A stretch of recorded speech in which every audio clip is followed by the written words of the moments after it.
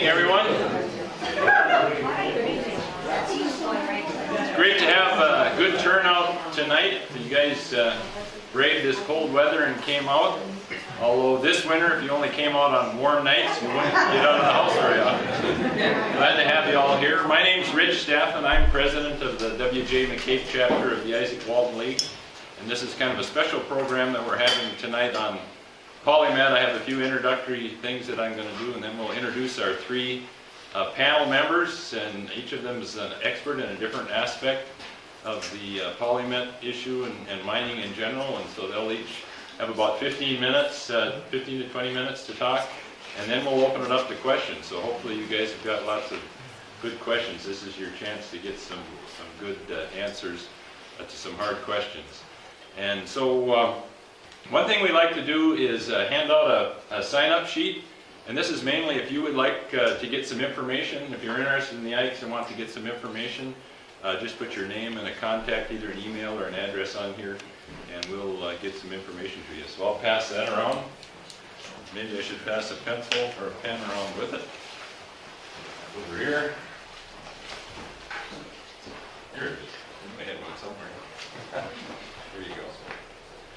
One thing I want to say, I don't know how many of you have been here in the Hartley Nature Center before, but we really appreciate the opportunity to use this facility. It's just a great facility for our meetings and for meetings like this, and of course we appreciate what the Nature Center is doing for environmental education in general, both for kids and for adults, and we also appreciate the City of Duluth, who manages the parkland around the Nature Center here, and to keep that in a natural state, we depend upon the city to manage it well. So we really appreciate this facility and thank them for that. There are some meetings that I want to mention that are coming up. The Minnesota Izaak Walton League is going to have a watershed summit, their 2014 watershed summit, and the title of that this year is New Management Strategies and Targets for Water Quality and Quantity, and that's going to be on Saturday, February 22nd, from 8:30 to 4 p.m. at Normandale Community College. And if you want to get some more information on that, you can go to minnesotaikes.com is the website, and then there's an agenda and so forth for that meeting if you're interested in that. We're going to have what we call our new member information meeting on February 25th here at Hartley Nature Center. It starts at 7, runs about an hour, and it's a way to introduce people to the Izaak Walton League, to encourage them to become members.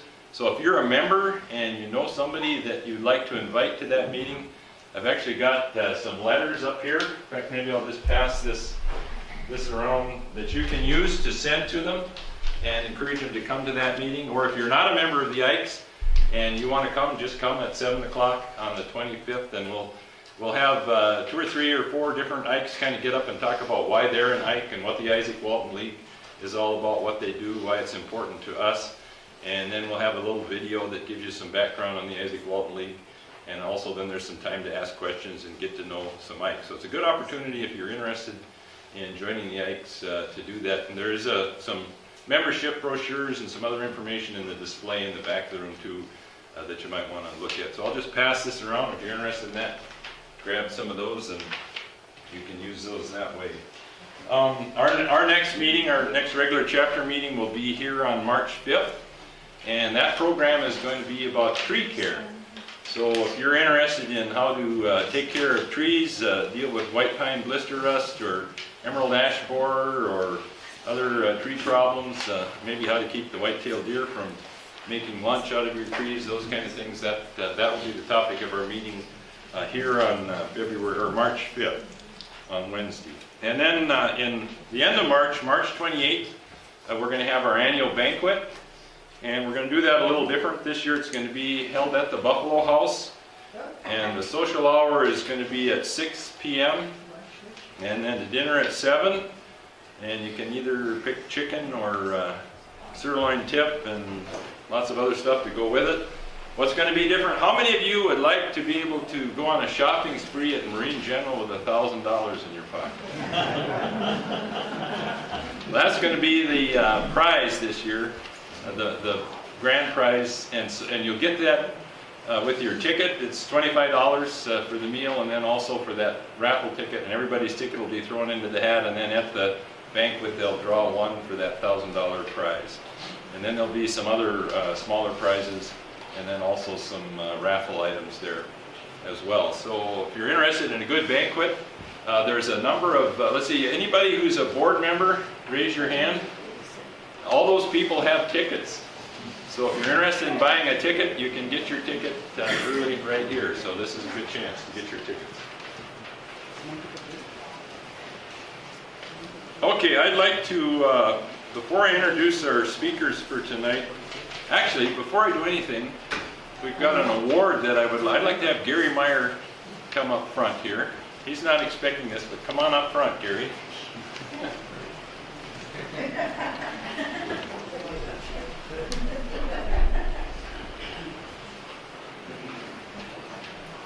We gave out awards. Normally we do this in December, and our December meeting got snowed under.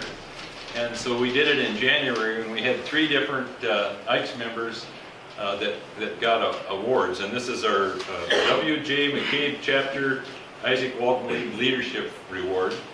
And Gary was not able to make the meeting that night, and he didn't receive his plaque, so we'll do it tonight. And this is in appreciation. Gary has been our treasurer for, I think it was at least 5 years, and he's been a board member, and he's also helped out with some of the youth expos that we have in the spring and in the fall. And he's been a very active member, and he's especially interested in cold water and trout. And so he's been our coordinator on trout stream issues, especially in Duluth. And he's attended a lot of meetings here in Duluth with concerns about restoration of trout streams. And he's going to continue doing that, but he's now off as treasurer and board member. And I thought he might be in Arizona or something tonight, but I see he's here, so it's great that he's here. So congratulations, Gary, and thanks for all your work.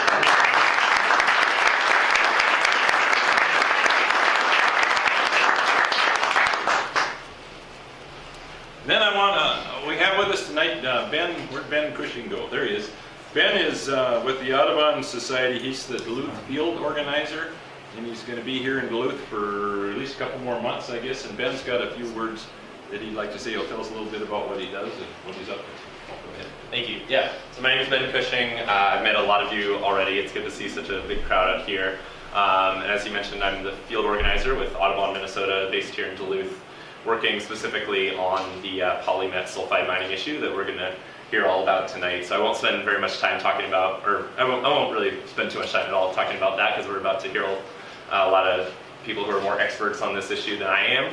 But really my job up here is to generate public comments around this issue and mobilize the local community to speak out against the Polymet sulfide mining proposal, because I think, as we're all about to learn, this is a really dangerous and risky proposal for northern Minnesota, and it's up to us to make our voices heard and make sure that the decision makers know that people don't want this to happen and don't want the face of northern Minnesota to be changed. So I passed out to most of you. I think I got one of our public comment cards. So these are Audubon Minnesota's official public comment cards that we're going to be delivering to St. Paul in March when the comment period ends. And a couple things to know. One thing that's a little bit unique about our comment card is that we're actually addressing this to Governor Dayton, as opposed to specific just the DNR. And Governor Dayton doesn't necessarily have a stamp of approval or rejection that he's going to be giving to this project, but we think that the political power in play there, that his voice is really going to be a big deciding factor in how the fate of this project. And so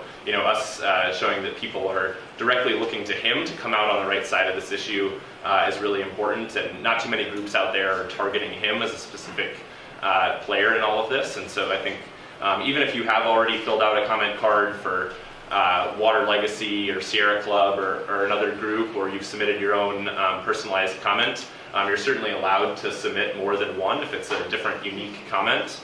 So I would really appreciate it if you can all fill out one of these comment cards and get them back to me by the end of the meeting. If you didn't get one, I have a whole box full.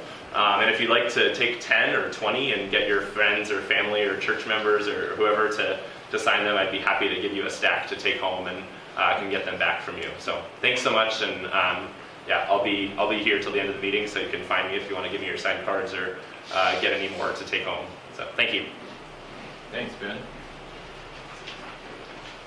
Okay, well, I wanted to start out tonight with our program talking a little bit about what our chapter has been doing, and then we'll introduce our panel and let them do most of the talking.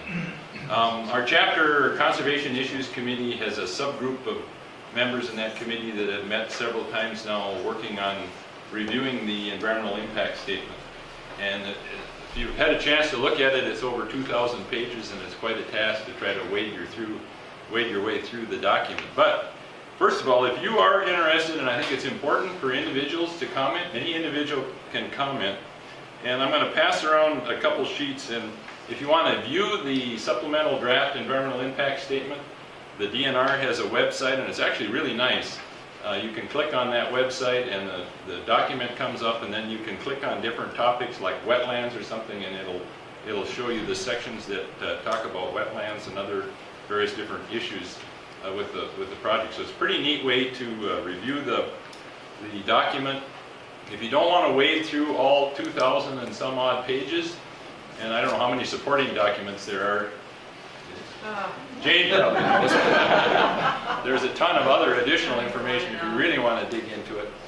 But one way to get a handle on it is to read the summary, which is about 50 pages, and it really gives you a pretty good overview of the whole project. It's a good way to get the big picture of the project. And then if you go to Chapter 8 in the document, that's a section that lists 18 areas of disagreement that the native bands have identified, and they really hone in on kind of the key problems with the impact statement. So that's a great way to get a big picture of the impact statement, and then to quickly see some of the major concerns and problems that there are with that. Nancy's going to be probably talking more about that a little bit later on. But and I'm going to pass these around instead of trying to tell people what the websites and so forth are. I'll just pass one of these around. If you want to write those down, you can use those.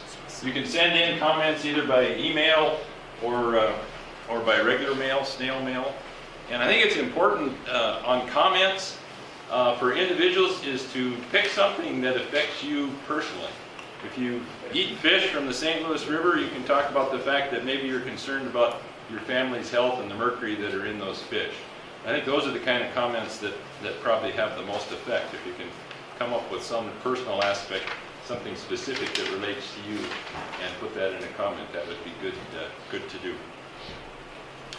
So what our chapter has been doing, we've divided the document up into different sections, and we have a number of people with different backgrounds. For example, we have a geologist that's looking at the mining geology aspect side of it.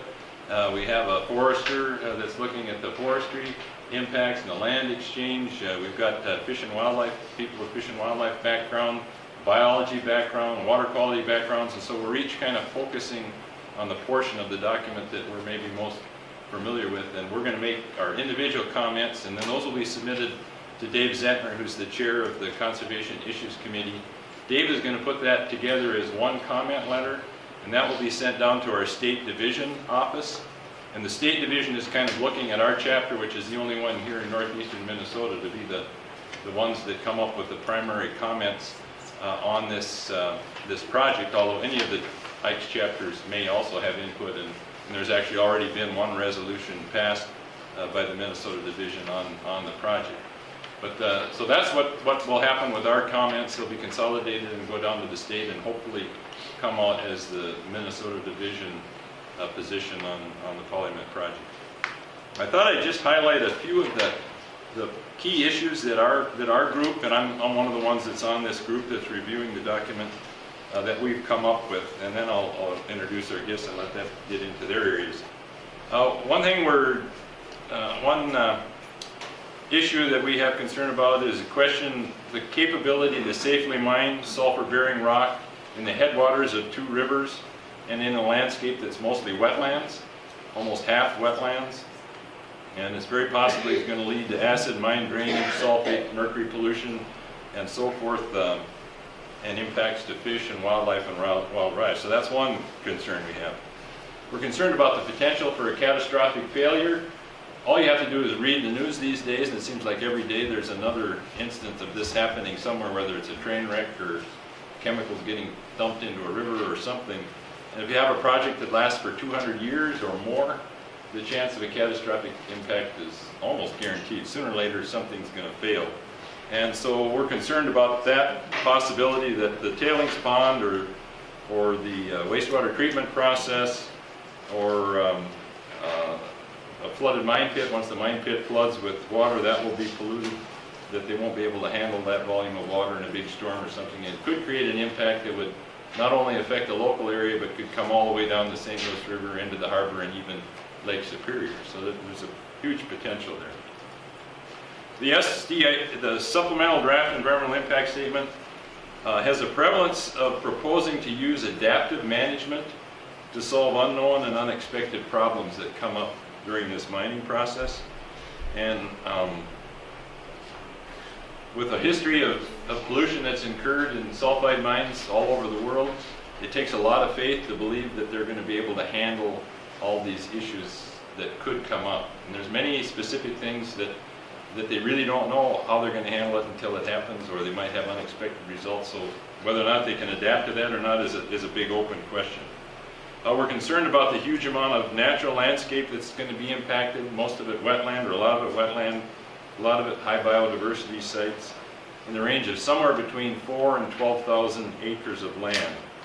And if they could go to an underground mine, that would greatly reduce those land impacts.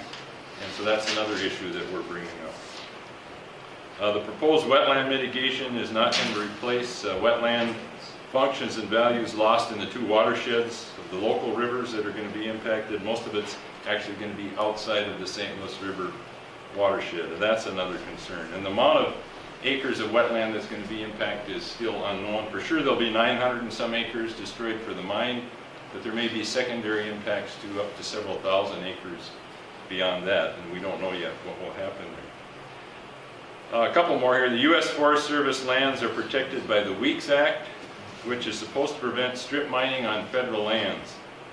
And the proposed land exchange to us appears to be illegal, since it will now allow mining on these lands that are supposed to be protected by the Weeks Act. And it will also result in the new land that the Forest Service is going to acquire in place of those lands, or be traded for those lands, will not have Weeks Act protection, and they also will not own the mineral rights on those lands. So they would be vulnerable to future mining if some minerals are found there. So that's a concern. And then last but not least, there's a history of our state agencies giving waivers to mining companies once they've been given their permits.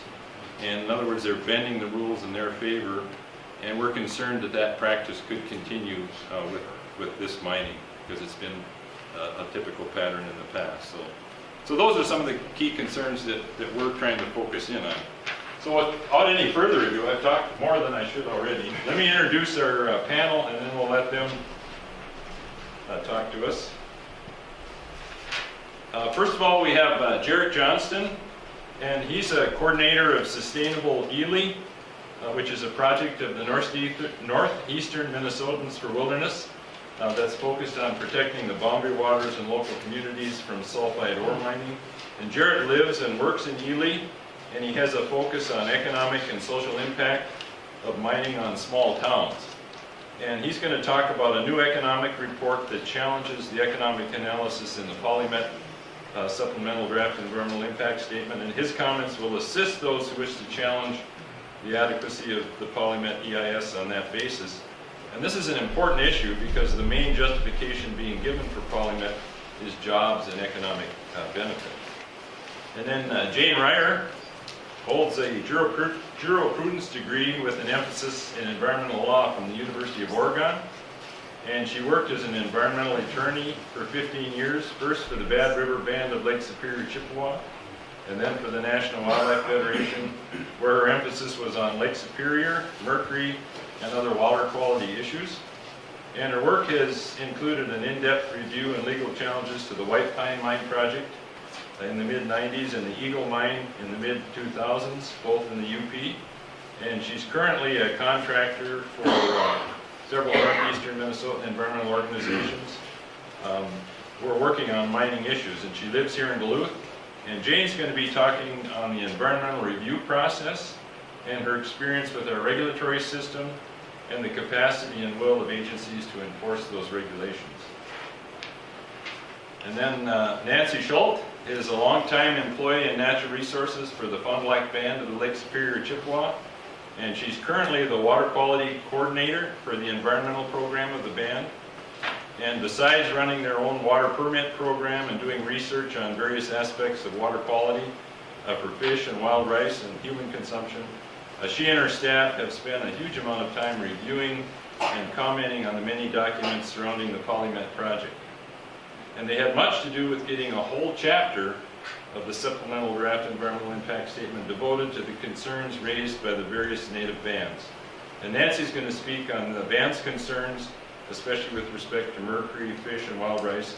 And she will tell us about the 18 major differences that I mentioned that the bands have with the findings of the impact statement. And that's a lot to do in 15 to 20 minutes. So we'll turn it loose. Go ahead, Jane. Or Jared, I'm sorry. Thank you very much. I'm really looking forward to talking. And I would say probably for all three of us, we get 15 or 20 minutes and we could each spend, an hour and a half talking about our topics because they matter a lot to us. Looks a little out of focus. I probably did that as I moved that. Maybe I just need to put my contacts in. Sorry. So, again, my name is Jared Johnston, and I live and work in Ely. I'm the coordinator of Sustainable Ely, which is a project of northeastern Minnesotans for Wilderness. As I talk tonight, I have to admit I was one of the foolish folks who attempted the Arrowhead 135 last week. And so all of my digits have thawed, my brain might not have. So if something doesn't make sense, please ask a question, I'll clarify. And just because now you're wondering, I made it 70 miles before I dropped out on foot, and no frostbite, no problems. It was a great effort, but anyway, that's not what I'm here to talk about. We really do focus at Sustainable Ely. My large focus has been the economic and socio-economic impact of proposed sulfide ore mining projects. And so, that still is a little blurry, isn't it?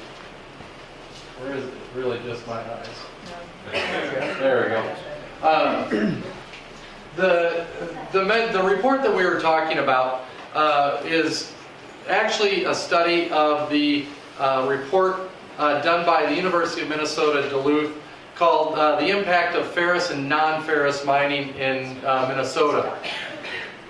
And so I need to draw a distinction between that report, which was done by the University of Minnesota Duluth, and the socioeconomic report that was used for the Polymet SDEIS. And while similar model was used, similar tool was used, that is an individual study that is separate from the report that we had commissioned to deal with that report on the impact of ferrous and non-ferrous mining. But I'm going to talk about the study that was done for the Polymet project. Let's skip down here. And some of you may know much more about this than I do, this specific model. The M-Plan model was developed by the U.S. Forest Service, or for the U.S. Forest Service, in the 1970s. And it has been basically criticized as being out of date and ineffective in understanding the impact of economic development.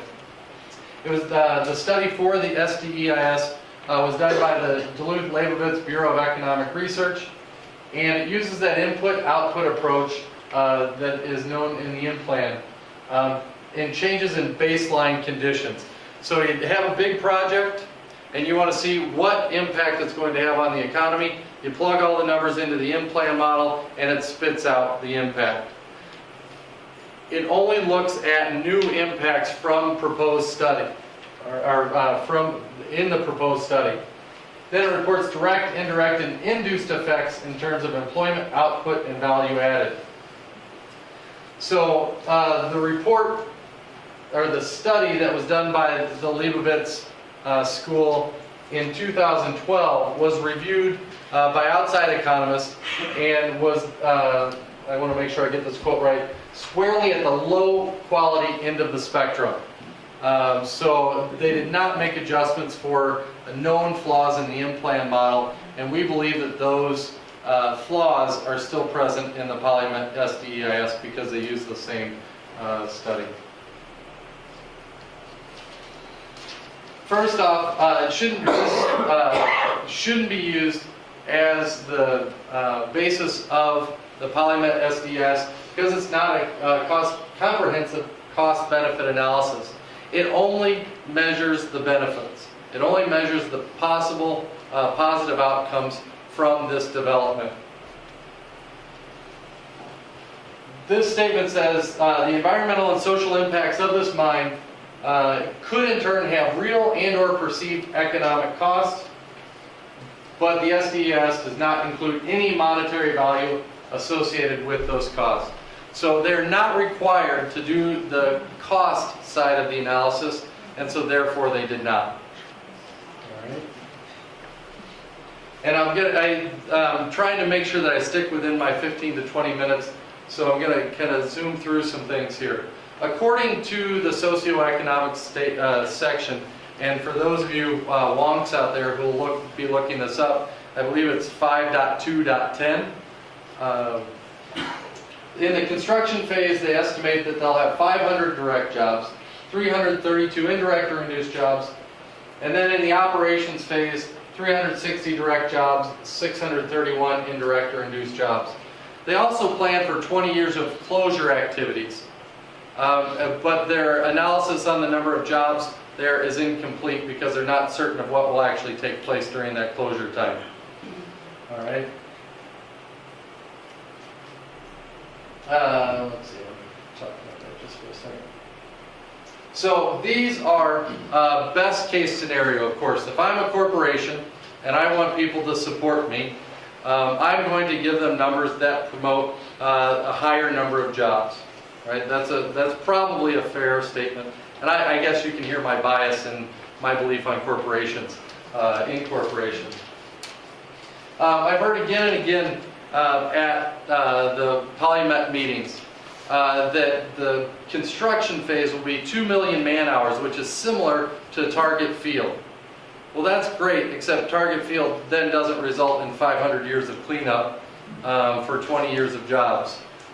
So while the construction phase is important, comparing those two things are, in my opinion, a red herring. The other thing that I'll say, just in way of kind of background, is I live and work on the Iron Range, although some people dispute whether or not Ely is still a part of the Iron Range because of our different economic development from that. These are friends of mine who will be getting these jobs, and I respect them greatly, and I held no personal ill will towards them because their job is to provide for their families just as mine is for mine. And so it's important for us as we talk about jobs and the environmental impact and all of these things, is remember that each one of these individual jobs is a person's livelihood. And so I always try and take a second to remember that, because we can't just throw this around like it's not individuals that we're talking about. And I'll get to how that weighs against some of my other opinions in just a few minutes. Now, the Edison investment analysis, and Jane might even mention something about this, but one of the things that Polymet says is that they will increase the plant use and the plant production, maybe even building another new plant for additional processing. Edison investment analysis, whose job it is to analyze stock possibilities for investors, believes that that processing plant will never be brought online because there won't be enough ore to process, and the level of output will never meet that. So that's 60 jobs right there that's right off the top. So now they're down to 300 operational jobs.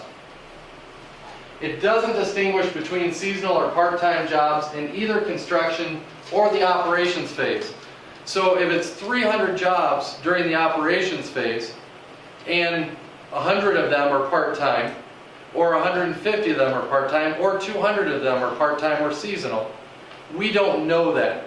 And there's no FTE equivalent or full-time equivalent anywhere in this model that shows us how many full-time benefit-paying jobs there will be.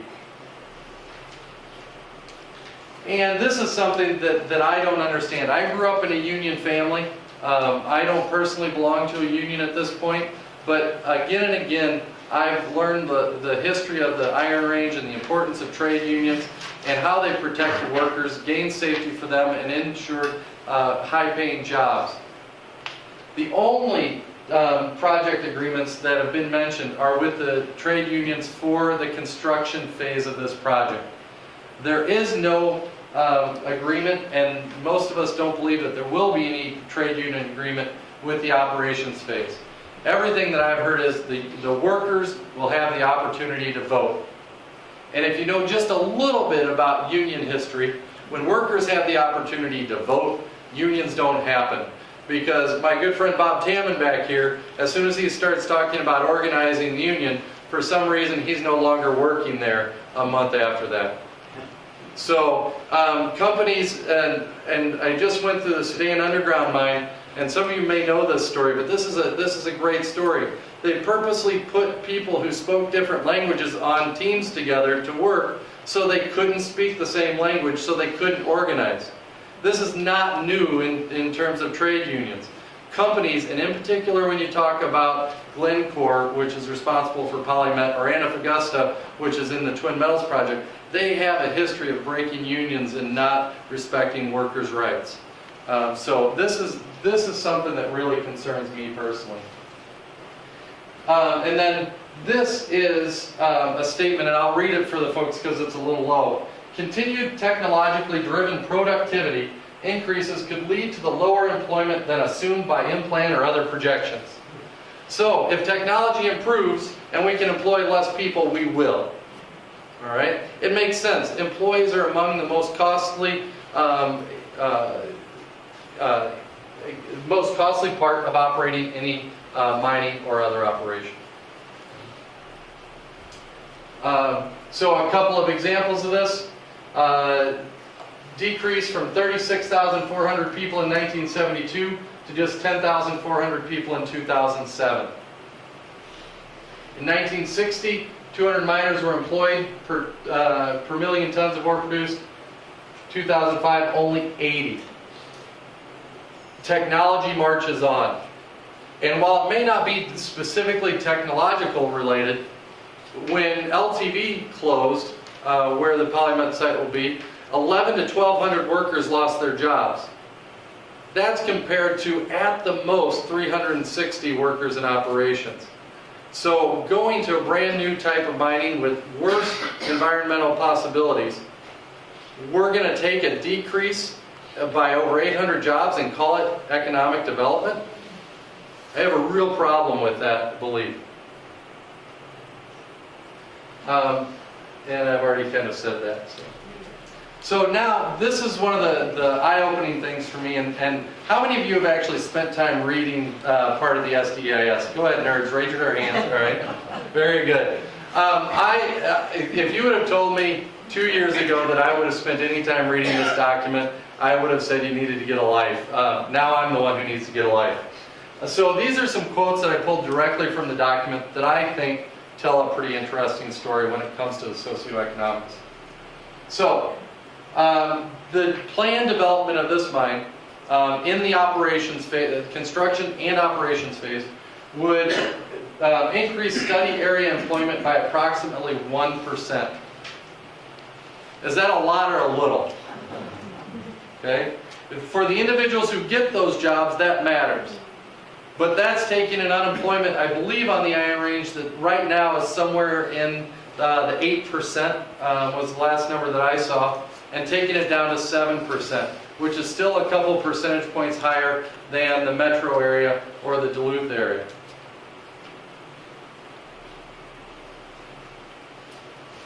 So this is one of my favorite quotes.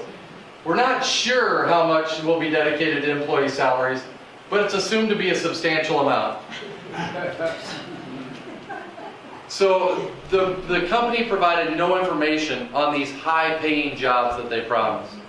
Okay? They continue to talk about these high-paying jobs. I know of people, and again this is anecdotal, this part, I know of people who are working for mining companies right now who are still holding down second jobs so that they can make ends meet. These are not pie-in-the-sky jobs. we also know that many of the experts, many of the people who will be required to run operations will come from other places. These are not the grandfather's mining jobs where you leave high school and walk into the mine to get a job. Okay, so now up here they're talking about this will increase the employment by approximately 1%. When mining operations cease, collectively account for less than 1% of the overall study area in workforce. Any increase in study area unemployment would be minimal. So here they talk about the increase of being great at 1%, but when everything closes down, the impact will be minimal.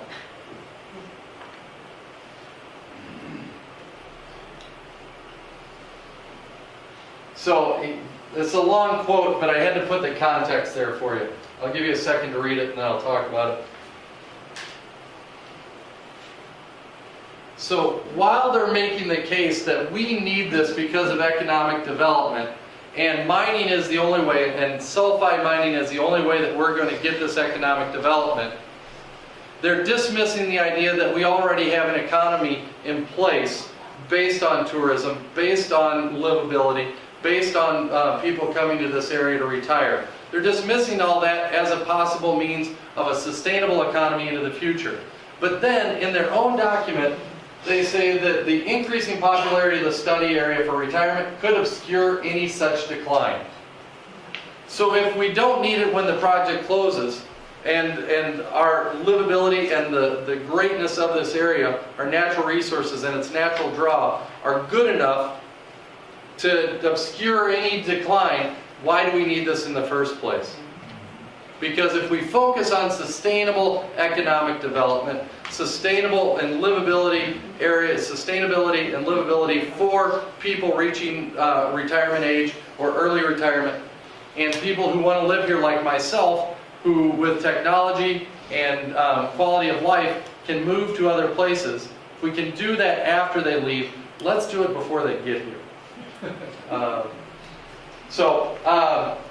This is a quote. Most of you are familiar with this concept called the resource curse. Yeah, I like this one too.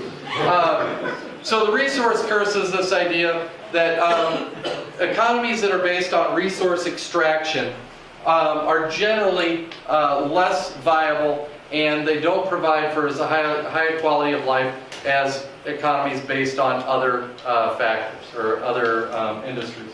Okay? And so areas that focus on mining have a relatively higher level of unemployment, a relatively lower quality of life, and so that I had a number of slides about all that. But I jumped to this this quote from David Tomasoni, who's spoken. He may have spoken at every single Polymet hearing, but I heard him a couple of times just banging the drums for Polymet. And it's always been a mystery to me why we are lagging in employment when our mining industry is doing so well. Right around the Virginia area, 3 operating mines operating nearly at full capacity with possible expansion, and they're still lagging 2 to 3 percentage points behind the other parts of the state in unemployment. Technology is advancing, and those miners who've worked there are losing out. We need to retrain, we need to diversify our economy. Going back and hoping that these large companies, whatever industry it is, but in particular these mining companies will save us, is misguided. So this one, and again I apologize about the long quotes. I'll read it for the folks in the back. The company will spend about $9 million this year and about the same in 2013. Most of that total will go to Twin Cities engineering and environmental firms, law firms, and public relations agencies. It's talking about Polymet. So $9 million in 2012, $9 million in 2013, almost all of it spent in the Twin Cities. Okay? When I hear about companies talking about their commitment to the local economy, whether it's Ely, Aurora, Hoyt Lakes, the Arrowhead region in general, and yet all of their highest paid employees, highest paid consultants are down in the Twin Cities, or in some cases in Duluth, I know that they don't have a commitment to our communities, because those people with current technology could be living and working in our communities, and they're not there. So don't tell me that a $40,000 a year mining job or a $50,000 a year mining job is your commitment to our community, when we have people who would love to live in our communities and have the skills to work at these companies and are not being employed because those jobs are in the Twin Cities. Don't tell me about your commitment to our communities. Yep. All right. All right, I'll skip some of this. I thought I had 4 more minutes, sorry. People are moving to rural areas, in particular in northeastern Minnesota, because of the quality of life and the type of lives that they want to live. I won't talk about that. One quick last slide.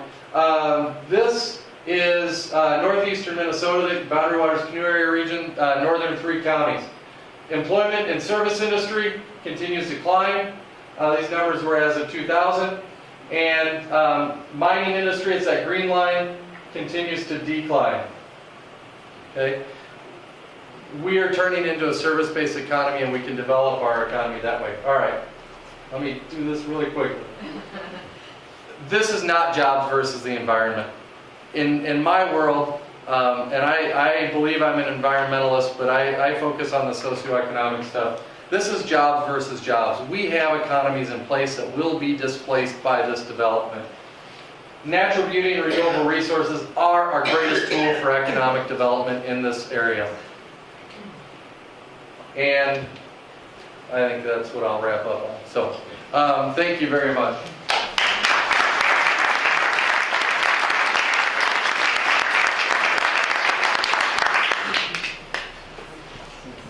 I'm the only one using the PowerPoint. Yeah, you can Yeah, turn you the can turn the lights lights back on back. so I can see my notes.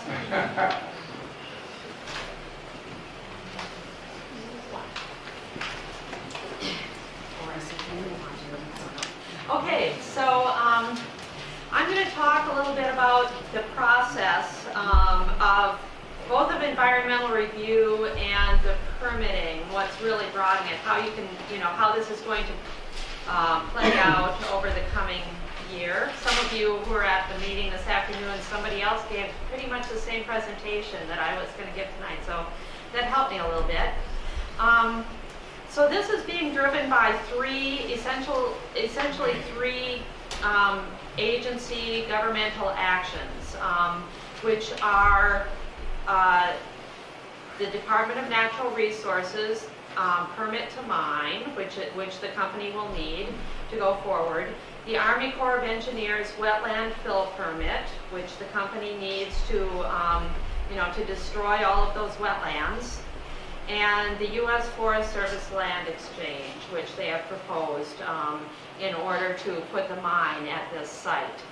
So for each of those 3 things, either state or federal law requires an environmental impact statement. So that's where we are right now. We've got, there was an earlier draft, now we've got a supplemental draft, and that's the process that we're in right now. So both the state and federal laws have a number of various requirements for environmental review that are really separate from the requirements for the permits that the company needs to go forward. And they're really about, the whole point behind the environmental review, both for the feds and for the state, is to inform the decision makers of what the impacts are going to be before they make a decision, so that they can use their discretion, what discretion they have, to not go forward with projects and permits and decisions that are going to have an unacceptable effect on the environment. And so there's that, and then there's also the possibility of mitigation, of finding ways to do a project that will have less environmental impact than the way that the company has proposed to do the project. So that has a lot to do with the alternatives analysis, and I think you'll hear about alternatives analysis from various people. Environmental review requires a range of alternatives. so that the government agencies have various options, things to look at and to compare to each other to see if maybe one would cause less environmental impact than another one. And so that's a lot of what you'll hear from the organizations that are talking about this, is that there's no alternatives review in this document. And that's one of the requirements of an environmental impact statement. I'm not going to go into other requirements that aren't there in this document, but just to know that environmental review laws have their own set of requirements of what needs to be in this environmental impact statement. So the end of the comment period is March 13th, and during this same time period, the federal decisions are open for comment. So what that means is that the wetland permit itself is also open for comment during this time period. This is our only time period to comment to the Army Corps of Engineers on the proposed wetland permit. And so what I would say to you is, in your commenting, to make sure that you cover anything that you want to say about the destruction of wetlands. And also perhaps include a statement, if you do feel this way, that the permit should not be granted. This is your time to say that for the federal decisions. Same thing with the land exchange. This is the comment period for the land exchange. So if you don't think the land exchange should happen, this is the time to say so. It's a little bit different with the state decisions. The state permits are not proposed yet. This is not the comment period for the state permit decisions, and those permits include the permit to mine. They also include the Minnesota Pollution Control Agency discharge permit and the air emissions permit. So you will have another opportunity later on. It'll be shorter, but you will have another opportunity to weigh in if you think that those permits shouldn't be granted. So I wanted to say that. So what we're looking at now is this comment period will be over March 13th unless they grant an extension, and a whole group of organizations have asked for an extension. They haven't made a final decision on that yet, so it's possible that we will still get that. But at any rate, at some point, this comment period will end, and then it will probably be about a year before we see the final environmental impact statement. And I know I've talked with a few different people at different agencies who expect there to be some significant changes in the final one than there were in the earlier one. I think they've already committed to giving us another 30 days to comment on that final impact statement because there are going to be some changes. So another thing that's important during this time period is to, if you have things that are important to, if you have reference documents, or articles, various material that perhaps takes a different view than the agencies have on a particular subject. One might be this is just an example. I don't know very much about wetlands, but perhaps you believe that a foot drawdown in the water, that wetlands will start seeing an impact before the water table drops down a foot underneath those wetlands. Perhaps you have expertise or have read things to that effect. Now is the time. Submit that stuff with your comments. Submit material and articles, those sorts of things with your comment. This is the time to get those things into the record, particularly for wetlands impacts, and also anything that that might affect the Forest Service's decision, the federal decisions. So at the time that the final impact statement comes out, that's when the state will be putting their permits on public notice.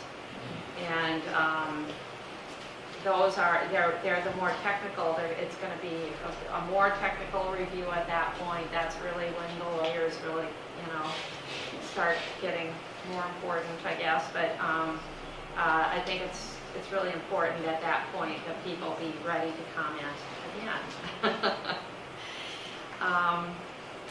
And those permits will probably just have a 30-day comment period, I imagine. So people,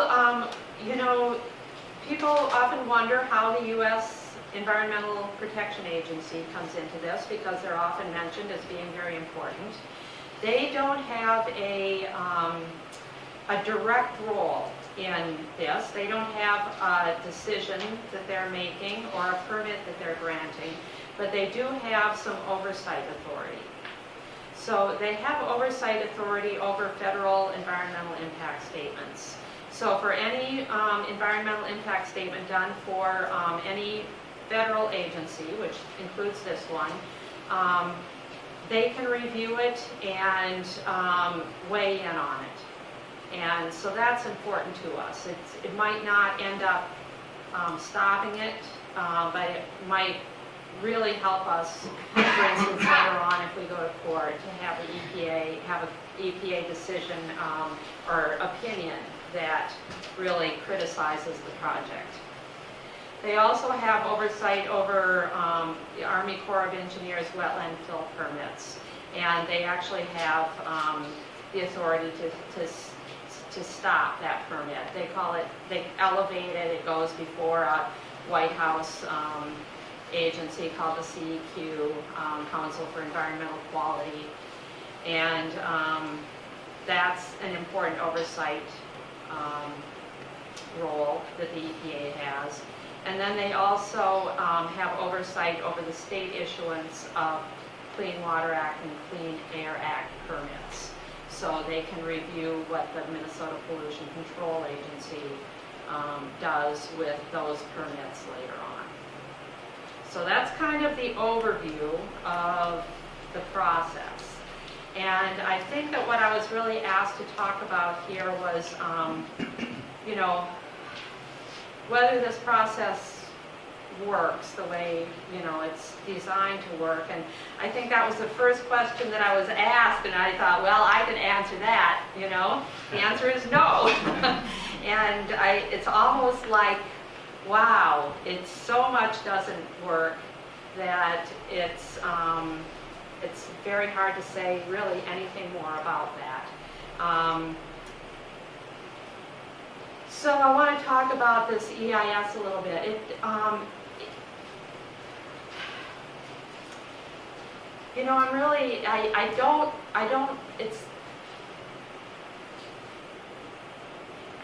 think that this is a really dishonest document. That's what I have to say.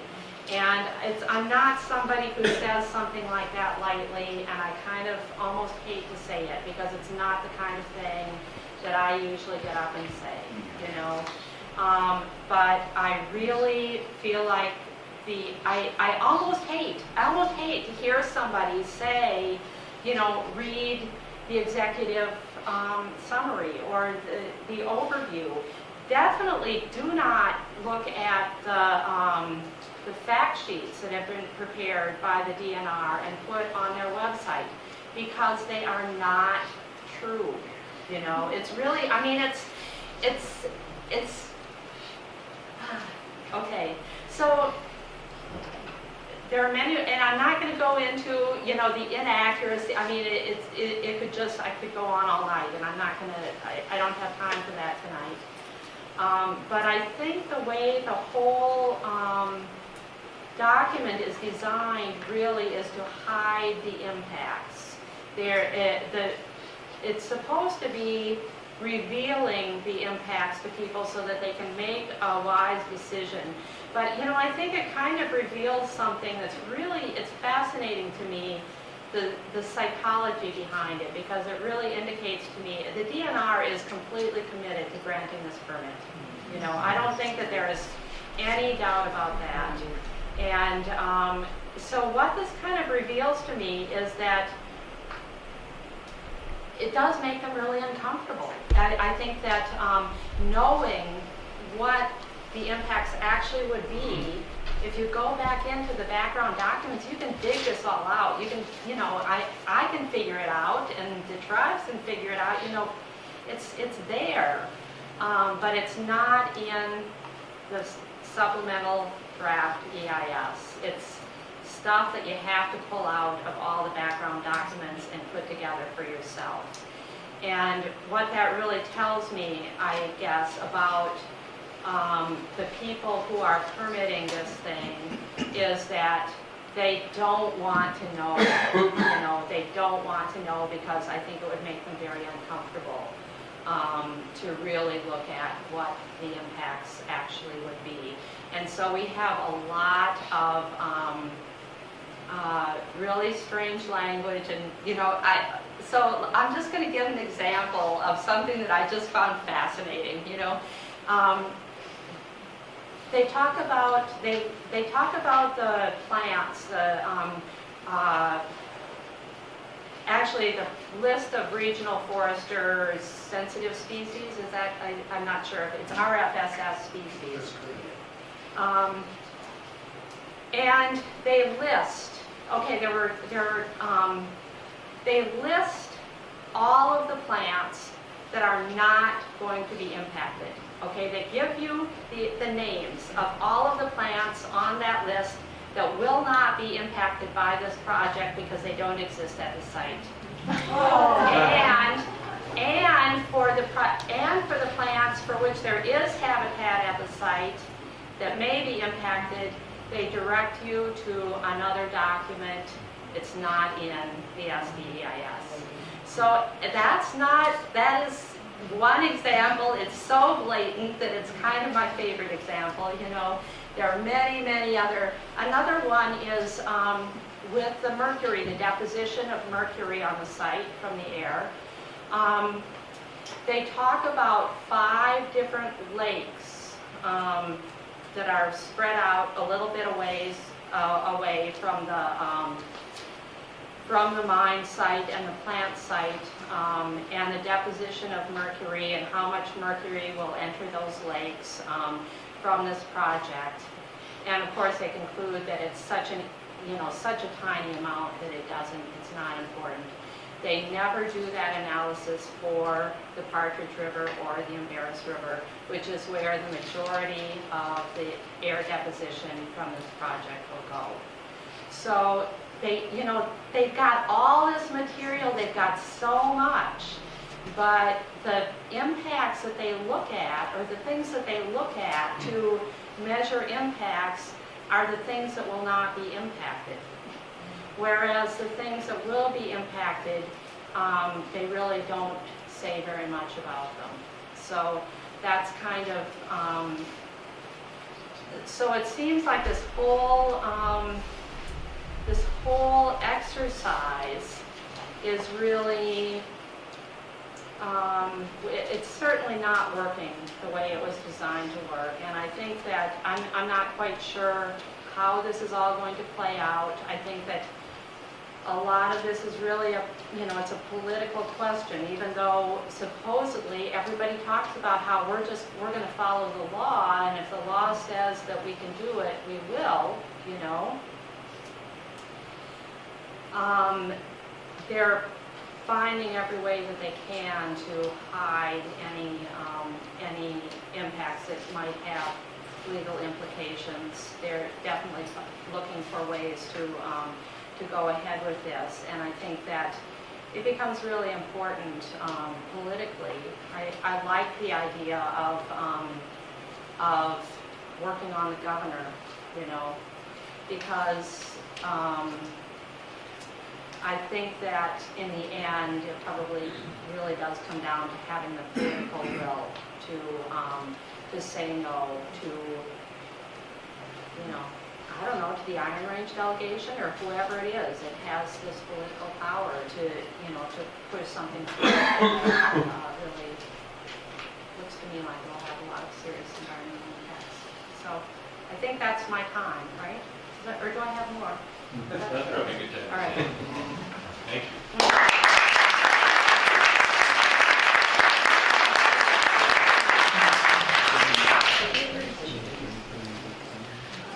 I'm just going to move this one for now and talk about the others, gesture to them.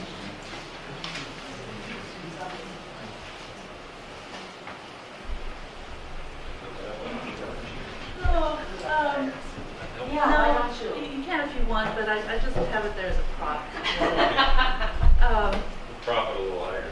It's nice to see a good turnout tonight. This is the third time that ISO invited me to come talk about mining impacts, sulfide mining, general mining impacts in this region. And I'm glad to see so much interest. I'm sure a bunch of you were at least one of the public meetings that was recently held on this project. I was struck by the number of people who stood up during the opportunities for oral testimony that proclaimed their own personal inability to understand the technical and science review part of the document, but they wholeheartedly trusted the DNR and the Army Corps and the Forest Service to get it right. And after Jane's comments, I can't think of a worse situation, that there is blind trust in a flawed process. So Jane also kind of touched on the fact that there was this other draft EIS that came out 4 years ago now, and it was deemed environmentally unsatisfactory and inadequate. That's why there is a supplemental draft EIS, because the first one was such a bomb. It was so bad. EPA Region 5 reviews hundreds of EISs every year, and we did a search over the last 12, 15 years, and they've only given an EU3 rating something like 3 times. So that's really rare. And it's the reason why we're back at it again right now. And so what has changed in the project as it's presented in the supplemental draft EIS of 2013 versus the draft EIS of 2009? Well, a lot more smoke, if you ask me. Some of the things that caused EPA to rate it so poorly the first time around have actually been carried forward, and some improvements have been added, some new environmental controls, but at the end of the day, we still have a 1,000-acre hole in the ground where a pristine forested wetland and peat bog stood. We still have an unknown, unquantified amount of indirect wetland impacts that will not ever be mitigated. The mitigation for the direct wetland impacts are for the most part out of kind, out of the watershed, from the tribe's perspective, outside of the ceded territories, from Fond du Lac's perspective, outside of the St. Louis River watershed that we're so concerned about. So one of my favorite new figures that the tribes have pulled together that showed up in the public meetings, that shows up in Appendix C of the SDEIS, which I'll talk about in a few moments, is our attempt to put a whole lot of information into one map describing what we believe the cumulative hydrologic impacts alone on the St. Louis River watershed have been over time, given past and present existing mining activity. And it's that context that we look at this proposed project, not as something brand new out of the gate. It is yet another huge, big footprint, heavy industrial enterprise superimposed upon a landscape that has been ripped apart for the last 100 years. And I'm using some strong language, but I'm getting more and more frustrated with the inability of the public in general, or I'm going to walk that back a little bit. It's not the public's fault. Media is complicit in this. Media is not giving you a clear picture of what is at stake.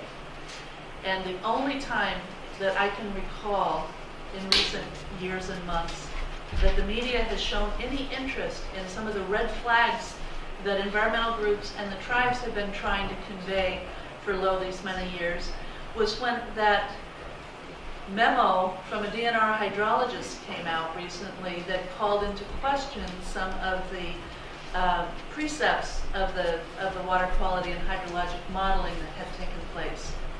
And then all of a sudden everybody wanted to come talk to us. What does this mean? Do they have to do it all over again? And so I got this perception that it wasn't about getting down to the truth of the matter. It was about finding tonight's headline. And it's been very frustrating to deal in an atmosphere like that. So tonight I'm just going to touch upon some of the remaining persistent problems that we see with the project as it is presented in the supplemental draft DIS, and let you know where you can go for more information. And I think the basic purpose of tonight's meeting is to have a lot of question and answer, and that's what I'm kind of looking forward to. You heard a reference to the Chapter 8 major differences of opinion. We have a new acronym, MDOs, and that one emerged over the summer when the co-lead agencies, the DNR, the Army Corps, the Forest Service, were meeting with the tribes to discuss the comments that we gave them on an earlier draft. I cannot tell you how many drafts of this environmental impact statement I have read since 2006. It's mind-boggling, and it gets a little fuzzy after a while. But we were under a very tight deadline, a 30-day deadline to review the draft and get back with comments. And so we did. And they were a lot of the same comments that have been a holdover from the previous version. And where the lead agencies couldn't come up with a way to fully resolve those differences, they agreed that they would present them in the draft DIS, the publicly released draft, because that's a requirement. The cooperating agency status doesn't get us very far, the tribes, but it did get us a seat at the table. It didn't get us information ahead of the public this time around, because the public got wise and started making Data Practices Act requests for information. And in fact, sometimes the public was asking for documents that we had been asking for months and months, and were not being given. But as soon as a member of the public asked for it, and the DNR was required under Minnesota rules to give it to the public, they made it available to us. I cannot tell you how many times that situation occurred over the last 18 months. So it's a flawed process on so many levels. It's hard for me to even think about what to focus on for tonight, but I promise I will focus on those MDOs and Chapter 8. You can see it all laid out. The other concession that they made to the tribal dissenting opinions was that rather than relegating us to footnotes the way they did the first time in the 2009 draft DIS, they agreed that they would present the information and the alternative analyses that we conducted, that we used to support our dissenting opinions, and they would put them in an appendix. Now, I heard somebody ask me about that tonight. This is Appendix C, and it is by no means the complete compilation of all of the alternative analyses that the tribal agencies have done over the last 8 years. But it's some of the key ones. Our alternative wetland impacts analysis, noise impacts analysis, water quality impacts analysis. And for me, I worked hard on compiling a cumulative effects analysis, because we believe that what is presented as a cumulative effects analysis in this draft DIS, just as the previous draft DIS, is wholly incomplete. They try to draw boxes around very small, discrete areas and only focus on impacts that occur over a certain period of time. That is not what a cumulative effects analysis is intended to do. And of course, the information that you get out of putting boxes around pieces of a river is time after time, no impacts, no impacts, no impacts. How many times, do a word search, how many times does no impacts show up in the SDEIS. It's frightening. How can anybody who knows what an open pit mine does to the landscape believe for a second that there are no impacts across any of those resource categories? It just defies any kind of credibility. And I assumed that this was going to be a crowd tonight that I could speak this frankly to, because I've tried to be extremely measured and careful about my comments when I speak publicly, but you reach a breaking point after a while, and I might be there. I would urge you to, as you look at water quality impacts and think about the information that we've provided. For instance, I've got a few figures on a map over here that show where we've gone in and done a whole watershed analysis of existing water quality impacts from existing mining operations. And so that is our starting point for what will one more big mine and their discharge do to this already impacted watershed. I've also brought some of our handouts, and these are the same handouts that we've tried to distill some of those major differences of opinions and our alternative viewpoints that we were handing out at the public meetings. They are all available on the Fond du Lac website, www.fdlrez.com, and you'll find a link right on the front page of our website, and you can get your hands on these materials and have a closer look at some of the figures if you're interested. But one of the things that I'm doing to help kind of organize my thoughts around the one more time development of comments, we will be submitting extensive comments again on this version of the EIS, is I go back to two documents that were published by Jim Kuipers and Associates.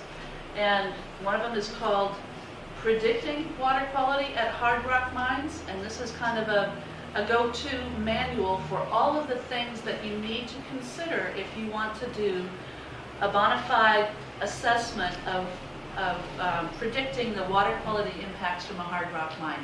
We've got hundreds of years of experience on this planet with hard rock mines. We know what they do. There's more Superfund cleanup dollars associated with the cleanup or pending cleanup of hard rock mining impacts in North America than any other industry, by far. The follow-up document is perhaps one of the most useful that I have found. And these are both available on the web. Comparison of predicted and actual water quality at hard rock mines. So this is essentially an intensive case study of about 75 hard rock mines that have been operated around mostly US, but I think some in Canada as well. And overwhelmingly, the environmental review predictions were of no water quality impacts. No water quality impacts. Will meet water quality standards. Will not exceed water quality standards. 80 to 90% of the time, that proves to be false. The very few instances where it wasn't blatantly blow it out of the waterfalls were in some very dry climates. And that's something else you want to keep in mind as you're crafting your comments is if what you're talking about are water quality or wetland or hydrologic impacts,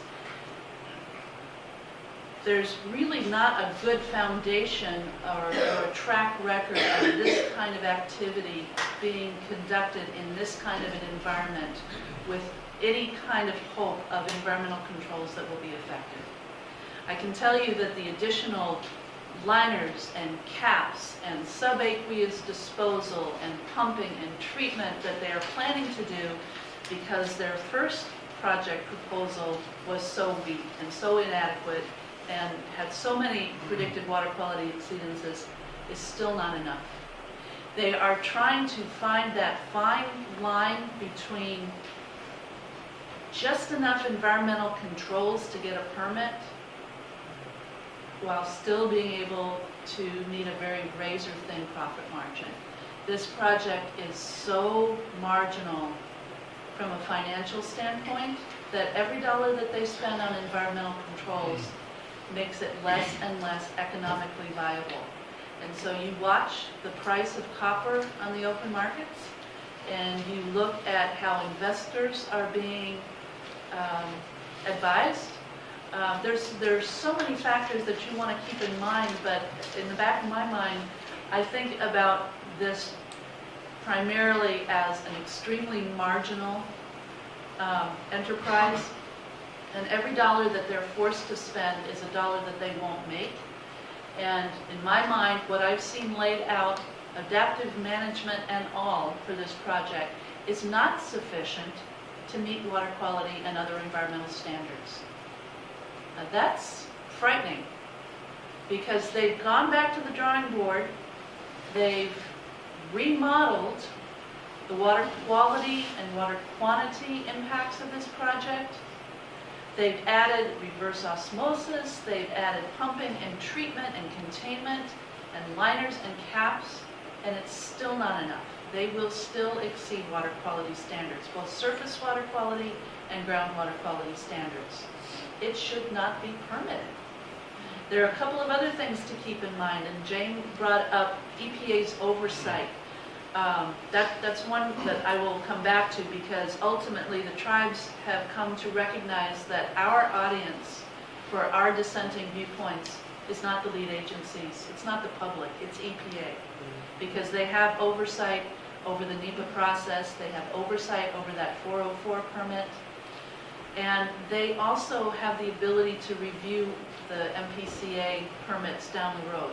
And so we're crafting our questions, our comments, our concerns to make the EPA fully aware of what they are and the basis for them. And I would encourage you, if you go so far as to develop your own comments on this SDEIS, that you copy the EPA, Region 5. Regional Administrator Susan Hedman, you can find her again on EPA's website. She needs to hear from somebody besides John Cherry, frankly. And they are there. They are lobbying. They are putting political pressure on like you would not believe. They are trying to find ways to weaken the permitting points.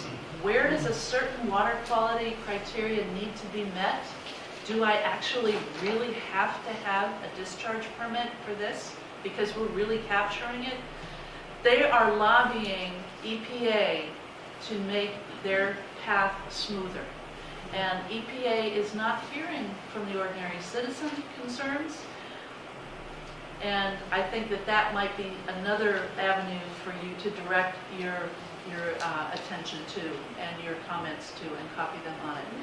But the other two federal agencies, the U.S. Army Corps of Engineers and the U.S. Forest Service, who are co-lead agencies for this SDEIS, it's also important to make sure that they clearly understand your concerns and what you're communicating to them. I go back to the comments that you made on the socioeconomic impacts and the really flawed socioeconomic analysis. It's so one-sided. Both of those agencies, before they make their final decision on the land exchange or the 404 permit, they have to consider not only the plethora of comments that they receive from the public, but they also have to do something called a public interest review. Is this project, at the end of the day, in the interest of the public? They're a federal agency. They are accountable to you. And I would submit that 1,000 acres of pristine forested wetlands in northeastern Minnesota is not in the public interest. I would submit that a net loss of resources and accesses to resources, and this holds not just for the tribes in the 1854 ceded territories, but for the general public. The land exchange is not in the public interest. There will be a net loss of quality, habitat, and biodiversity, and a net loss of access to some of those same resources. So I could go on and on, but I would rather just kind of stop right now, let you know that I brought materials with me. I don't know how interested anybody is in hearing some of the tribally specific concerns. We have a whole parallel pathway under Section 106 of the National Historic Preservation Act that requires consultation with tribes whenever there could be an impact to tribal treaty resources or trust resources. So both of these federal actions certainly fit that bill. One of the things that we've tried to do, and this is not necessarily an environmental issue, is to establish that a certain area that encompasses quite a lot of the St. Louis River watershed and a bit of the Iron Range and certainly the project area is something that is eligible under the criteria of the National Historic Preservation Act as a tribal historic district. Now, this is not a showstopper. Don't be thinking this is any kind of a silver bullet. It's not. But it's important for us to establish that, because this is not the only project that wants a permit. This is not the only project that has the potential to impact the remaining trail network, the remaining remnants of sugar bush and Indian villages and wild rice camps, and all of the features that we are scrambling very hard to document in a fashion that is, that carries the weight to enable us to require mitigation. Again, we're not looking, we never got into this exercise to stop this project from moving forward. We got into it to protect tribal interests and tribal resources. And we see no evidence that the impacts that we will feel most profoundly are adequately mitigated, avoided, minimized. In many cases, there's no mitigation assigned to it whatsoever. So we're trying to understand and communicate our concerns clearly to the federal agencies across this whole array of environmental and cultural issues, because we believe that this project has a lot of political pressure to try to move it forward. We also believe that there's a lot of potentially fatal weaknesses that can be challenged, and we will probably continue to challenge it every step of the way. So that's all I have for now.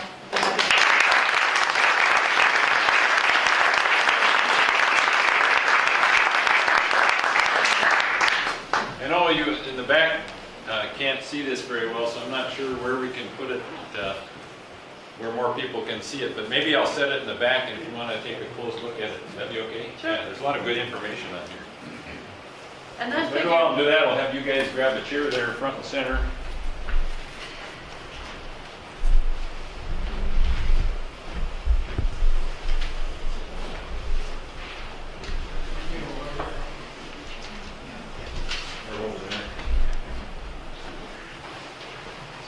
Well, that gives us a little bit to chew on. So how about some questions? Start. Nancy just mentioned cumulative effects. Are we going to be able to force the industry to analyze the possibility of a lot more developments? Because we've been assured that this is a 10 billion ton ore body, even if Polymet's only going to go after a few million tons. So as far as cumulative effects, can we force them to evaluate the development of or the possible development of the whole ore body? Probably not. To do a cumulative effects analysis according to NEPA guidance, you have to consider the effects of past, present, and reasonably foreseeable actions on whatever resource classes you're looking at or interested in. The definition of reasonably foreseeable is probably subject to interpretation by the state and federal agencies. And at least for this project, they chose to restrict that to those that are actually in either active environmental review or for some sort of a permit renewal. And so that means that something like Twin Metals is not going to fit that bill because they're still in advanced exploration. They're not yet in scoping for an EIS. It means that they didn't look at the 1,300 acre tailings basin 3 for United Taconite because they've already got a valid permit. and they're not having to do environmental impact assessment on it. So there's any number of big projects that you and I would consider reasonably foreseeable, but the agency's definition won't hold. That's why we decided to do our own. Yes, sir. Jay, what do you think the chances are that the North Met project will end up in court? I'd say there's about a 99% chance.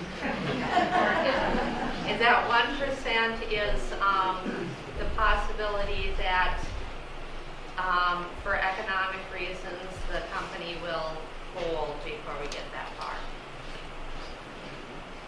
Sounds about right. Yes, sir. Why is the DNR seemingly so committed to this, and who does the DNR serve? Yeah. Well, I mean, it's the mining, when I hear about, I get the Department of Lands and Minerals, announcements that they put out over by email, and when I see the things that they're doing, they've got this whole project to find more minerals and to really sort of sell the idea of the minerals that they're finding and the methods that they're using to the mining industry. That's their mission. I mean, it really is. These are mining guys. I mean, these are guys that are really, they're into mining, That's what they do. That's what they want to do. And we've got this DNR that's really split between their different missions, but the people who are actually permitting these things are the same people who are really promoting mining. So that's... And I would just add to that, it was very telling for me to review comments that came internally from DNR staff on that earlier draft of the EIS that came out last spring, early summer, that I told you we had a 30-day turnaround time. Well, all of the agencies had their staff review it. And Army Corps had some interesting comments related to the wetland impacts, but DNR staff, with regards to aquatic habitat and wetlands and all of the sorts of things that we've touched upon tonight, they were, in some cases, scathing in their comments about how disingenuous some of the analysis and conclusions were. But you will not see that reflected in the document that is released to the public, because for this project and for any big mining project, DNR Lands and Minerals is running the show. And their other divisions and departments are not often able to make their voices heard. Rich could probably speak to that if you want to have a conversation with him quietly. The DNR is a conflicted organization because it's made up of a bunch of different divisions that have different responsibilities, different objectives, and often they conflict. And so it's like a group of different departments put together. So it's a tough mission.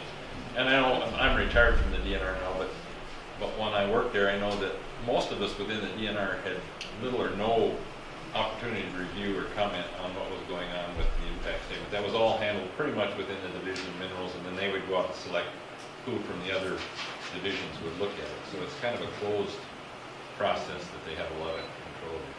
Craig? Yeah, one other comment on that same thing. I'm retired from the DNR as well, and there is an awful lot of pressure to satisfy the trust. And that was really brought out a couple of years ago, that the legislature was looking very hard at the DNR activities and how they were supplying money to the school trust lands. In this case, it's not applicable because these are not school trust lands. But for lands and minerals and forestry in particular, there was a lot of pressure to generate dollars for the school trust.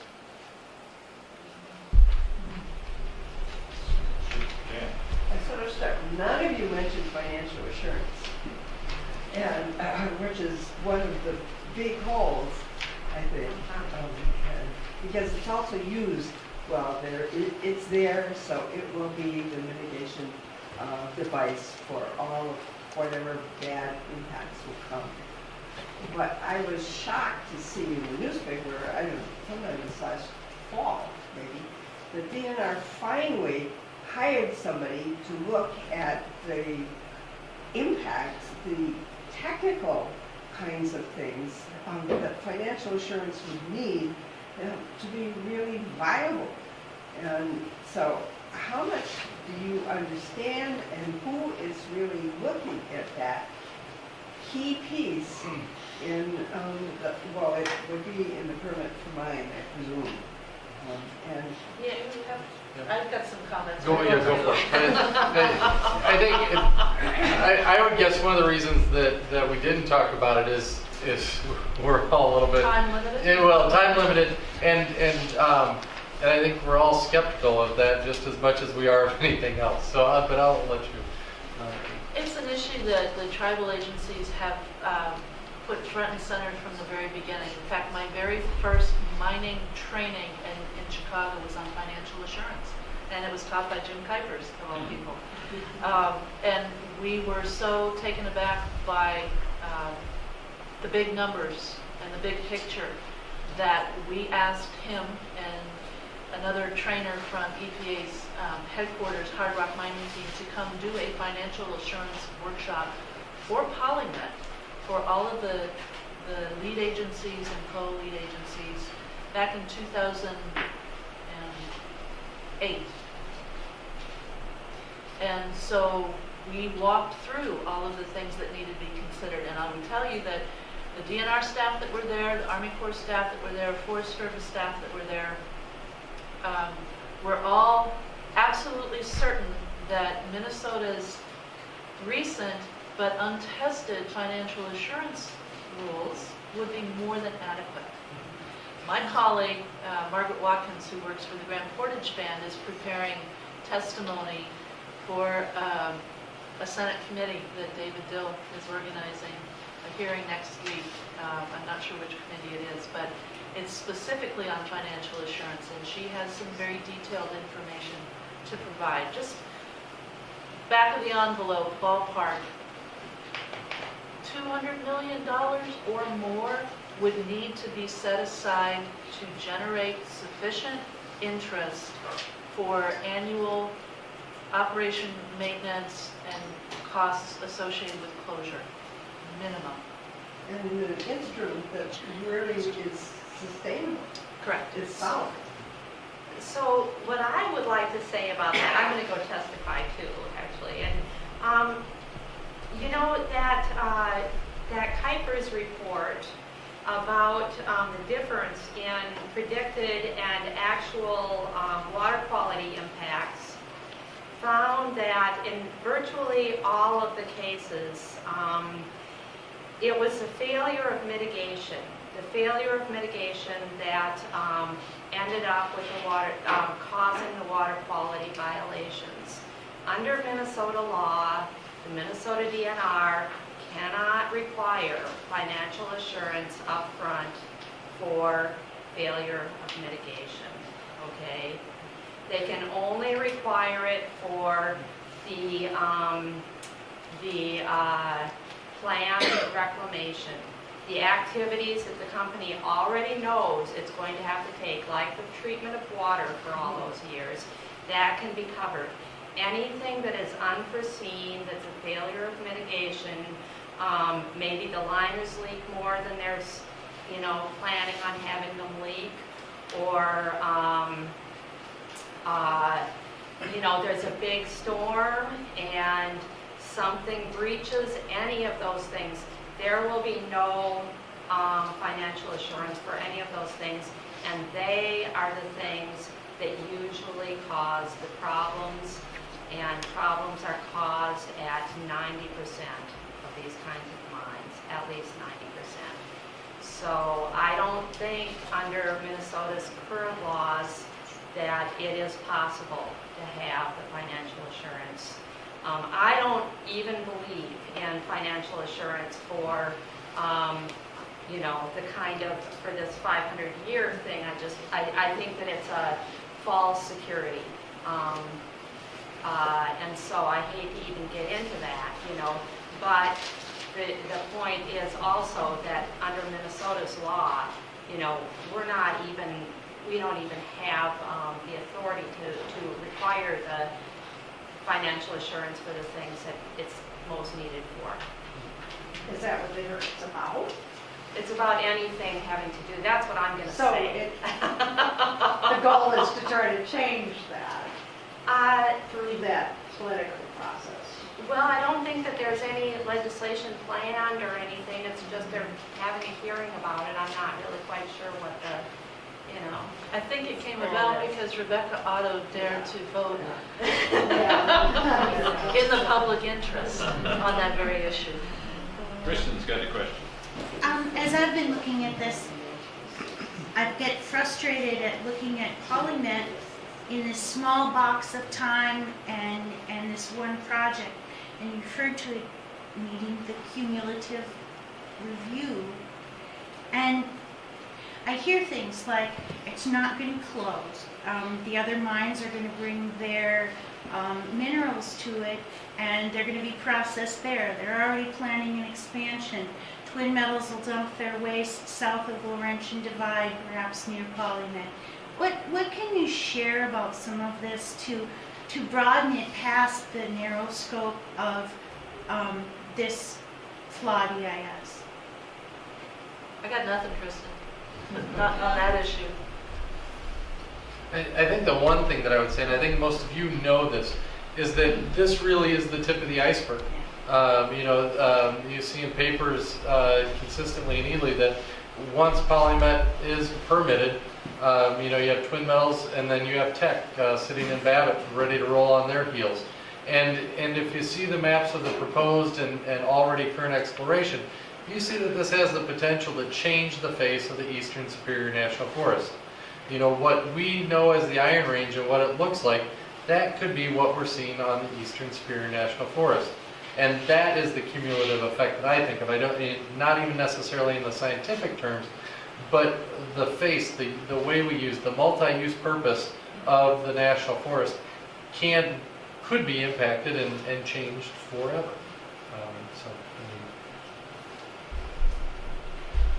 Way in the back there, Julie.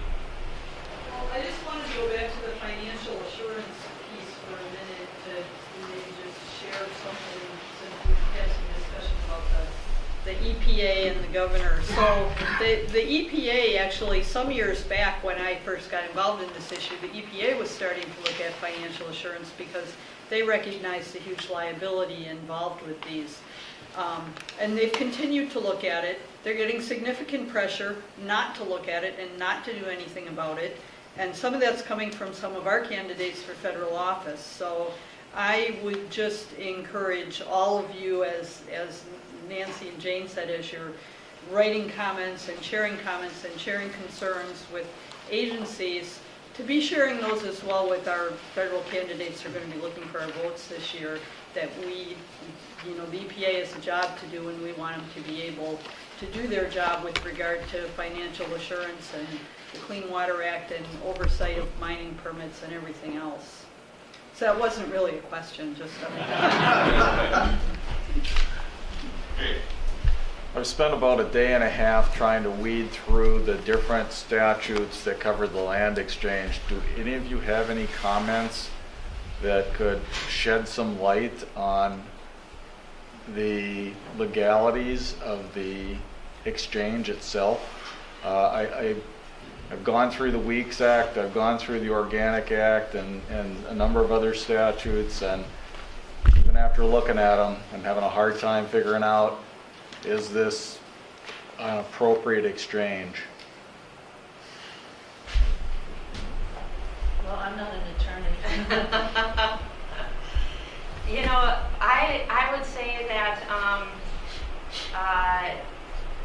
the U.S. Forest Service feels the same way, probably.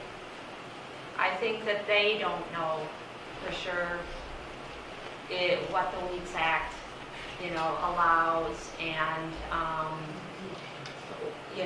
what the real situation is. They're nervous about lawsuits from the mining company.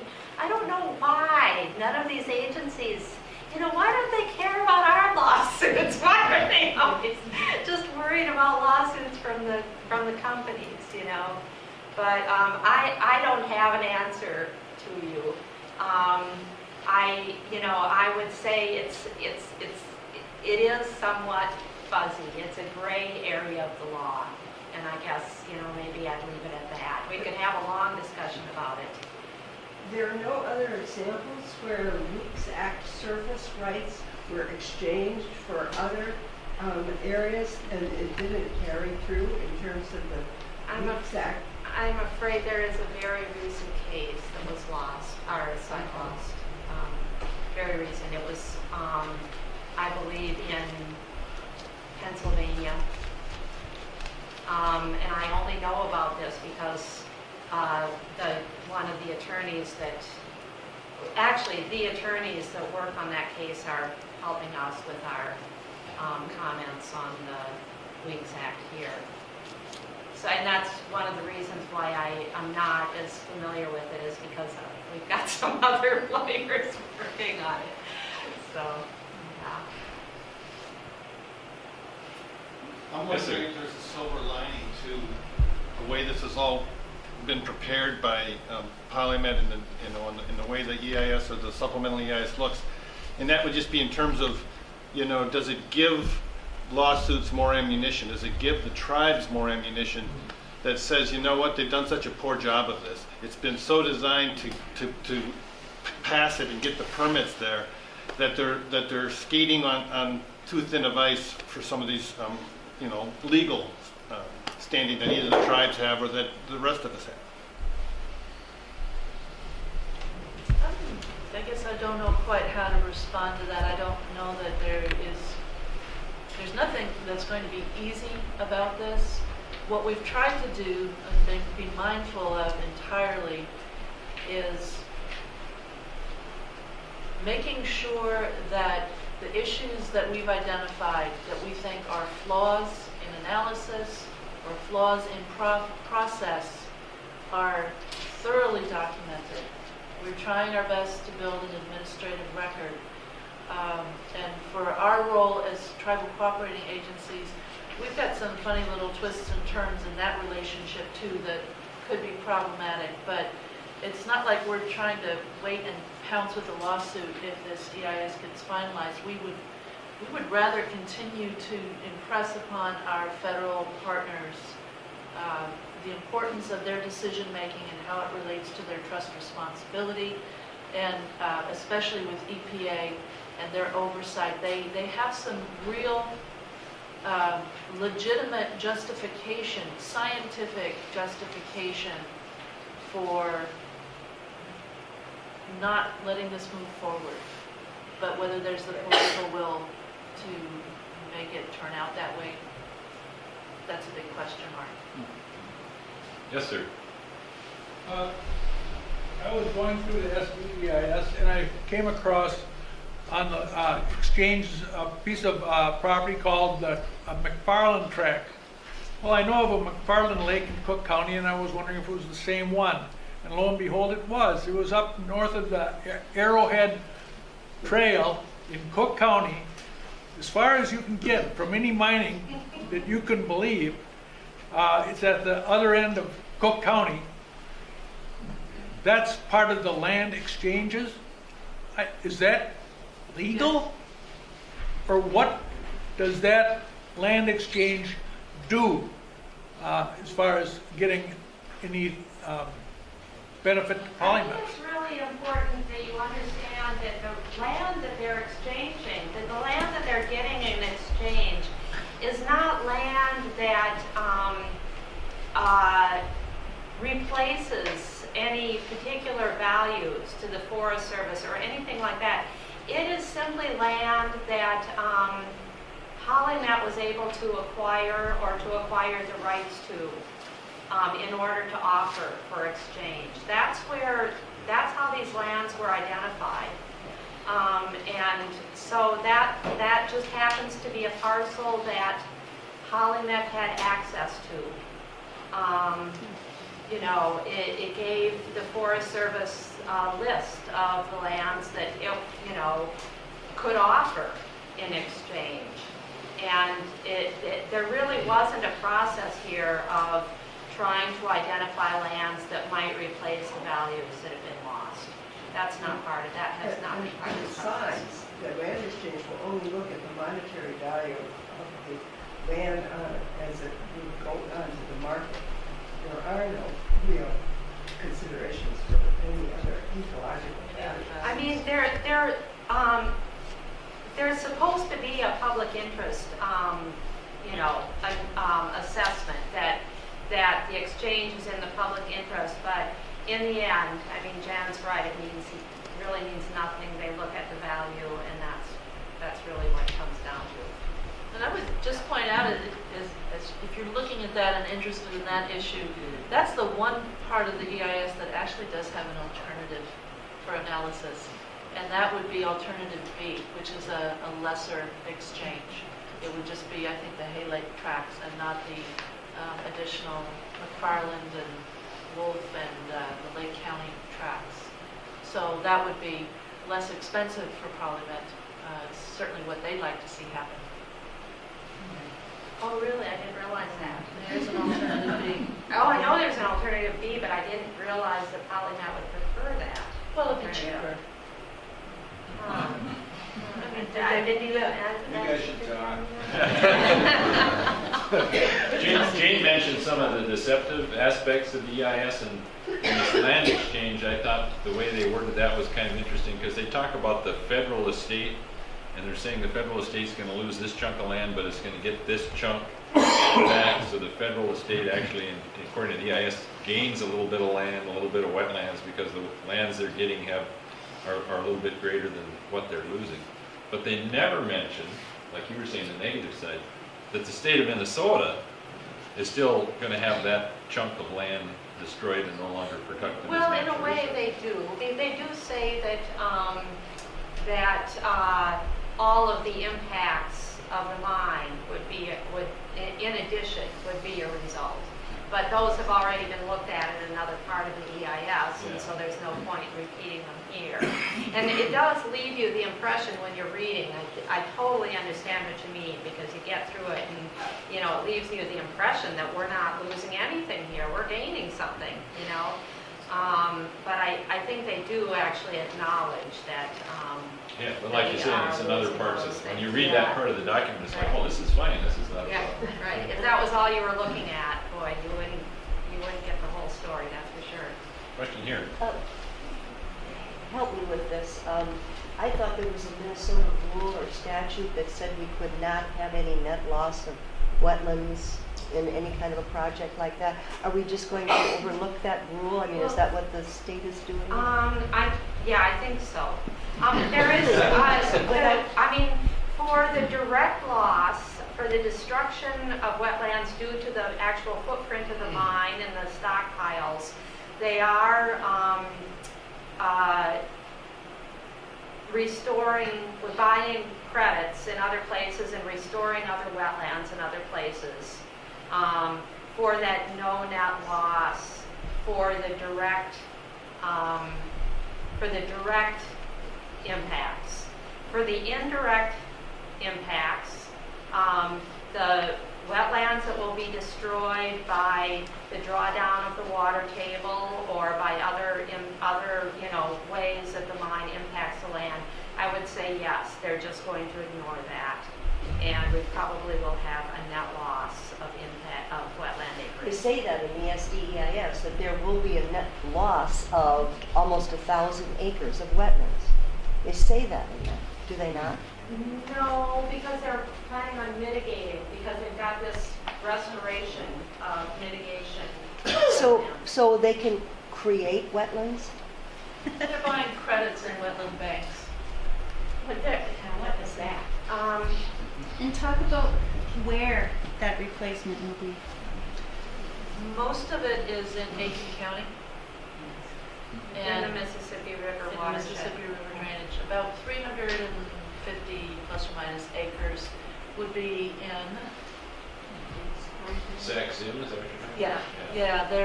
There's a potential new wetland bank that is in an area of kind of the midsection of the St. Louis River where there's a whole lot of ditching. There's just thousands and thousands of acres that have been ditched a long time ago to try to promote agriculture.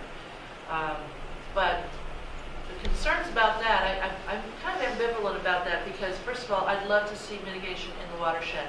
And I think there's an awful lot of importance in restoring natural hydrology in that part of the watershed. And there's a lot of acreage that could be available for a lot of big mitigation requirements. But the devil's in the details in terms of how do they do mitigation. Is it simply enough to put some stop blocks and ditches and call it good? No, it really is not. And right now it's a little uncertain as to whether that wetland bank will be fully accredited, i.e. Assumed to provide actual compensation for losses elsewhere. So that's still a little unsettled right now. So all of these wetland banks and these things that we're talking about are areas where wetlands have been drained in the past or ditched and are not in good condition now, and they do things to restore them. And then when they bring that and then they count that wetland acreage in the total wetlands that we have now, so that the goal is no net loss. Two of the sites that they're proposing as mitigation are sod farms, where they've drained the wetland. It's peat soil, flat peat soil. They've drained it enough so that you can grow sod on it. And so what they would do then is plug those ditches back up, plant native plants on it, and they call it restoration. It's still functioning actually quite a bit as a wetland. It's just growing sod instead of shrubs and trees, but they would return the shrubs and trees. So there's some gain there, but how much real function and value you gain in wetlands is a big question that we have. And then the EIS brings out that they really actually struggled to find these few sites that they found to do mitigation.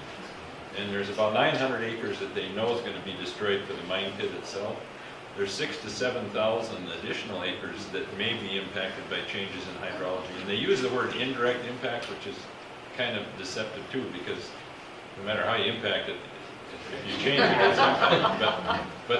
And it seems like kind of a loophole. Now, I guess I was surprised to hear that you don't think that would be mitigated. They do sort of leave that door No, open.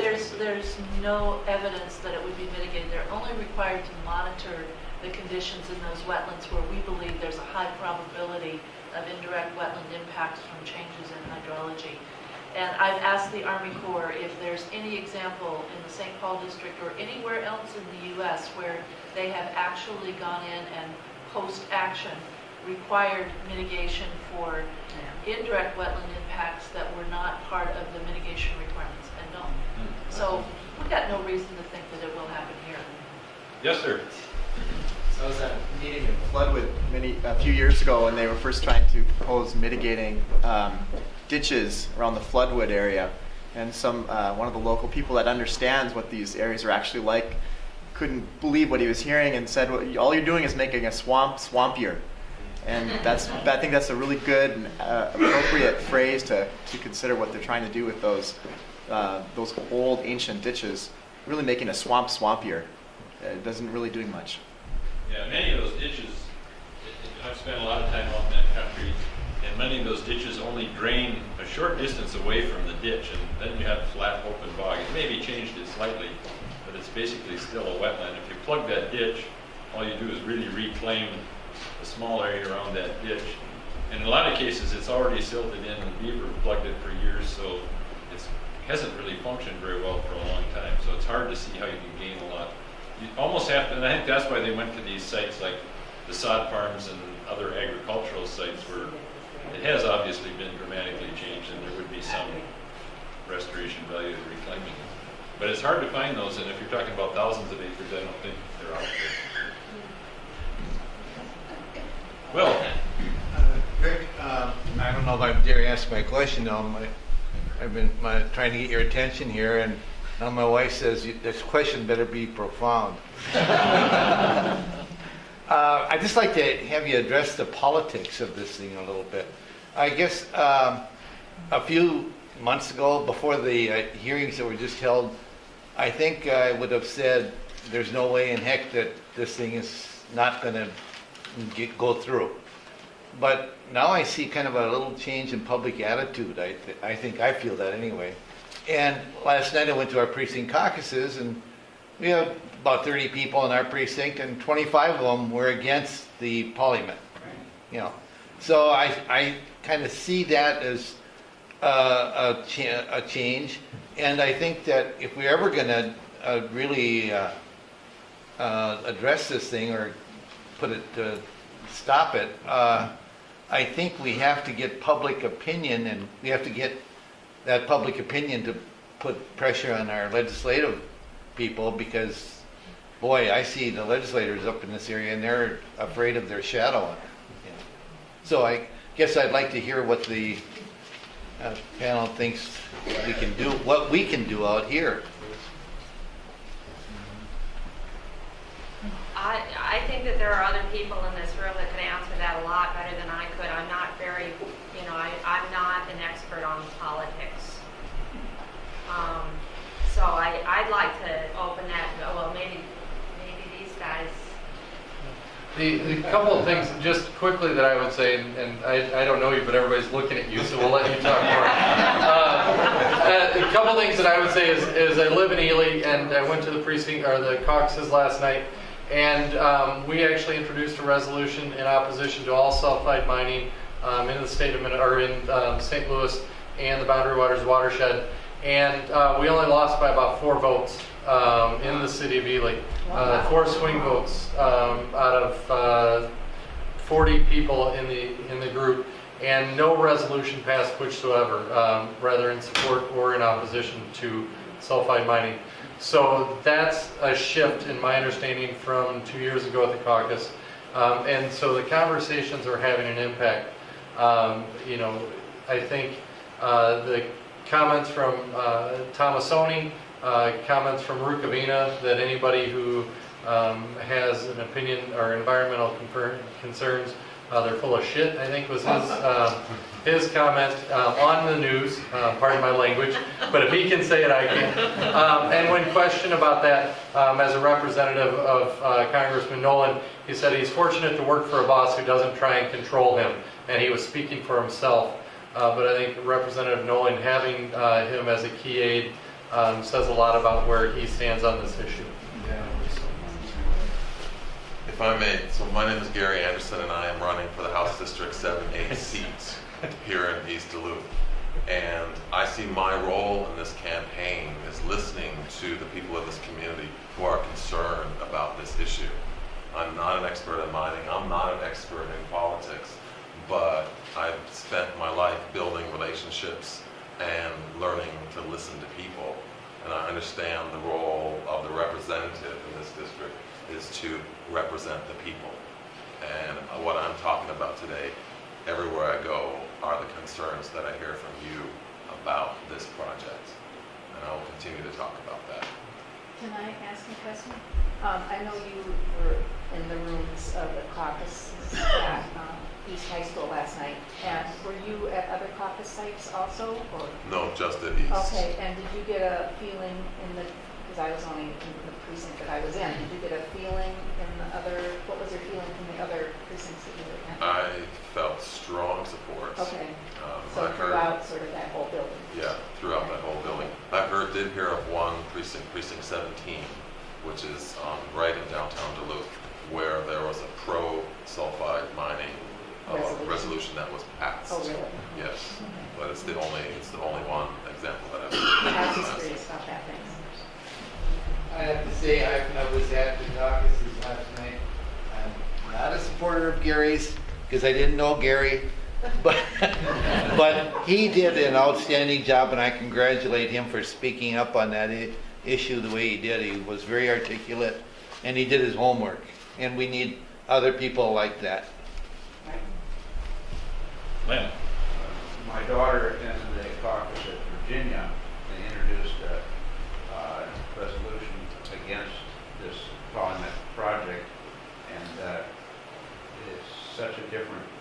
climate there, that she was the only vote for that. At our caucus, it was unanimously opposed to it, and we lie in the Duluth complex, right in the area that would be subject to the mining. Wow. The only other thing that I would add on the political front that I think there's some good speculation going around is Governor Dayton's choice to not pick Tony Sertich as his lieutenant governor. And making the choice to go away from the Iron Range was a political choice. And whether or not that has to do with sulfide mining conversation or not, but he went with someone who was safer and didn't have the negatives in some of the areas. So I think we had a couple of conversations around that as an interesting pick. Whether or not that's directly related, that's just speculation. Sandy, you've been trying to get a question. Well, actually, I got two of them.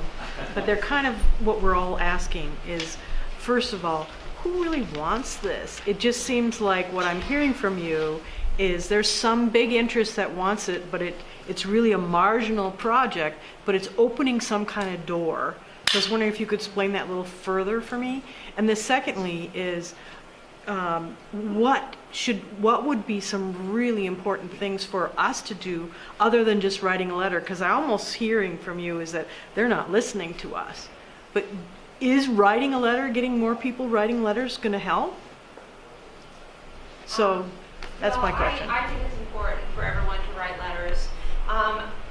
The way I think of this whole letter writing process is that there are going to be several lengthy comment letters from the tribes, from various organizations that really go into the details, that really explain, what's wrong with certain parts and certain issues.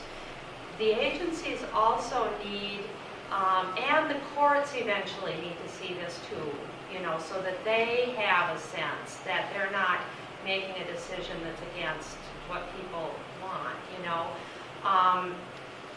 They need to hear that a whole lot of people care about these issues, And I think it's important to actually mention specific things.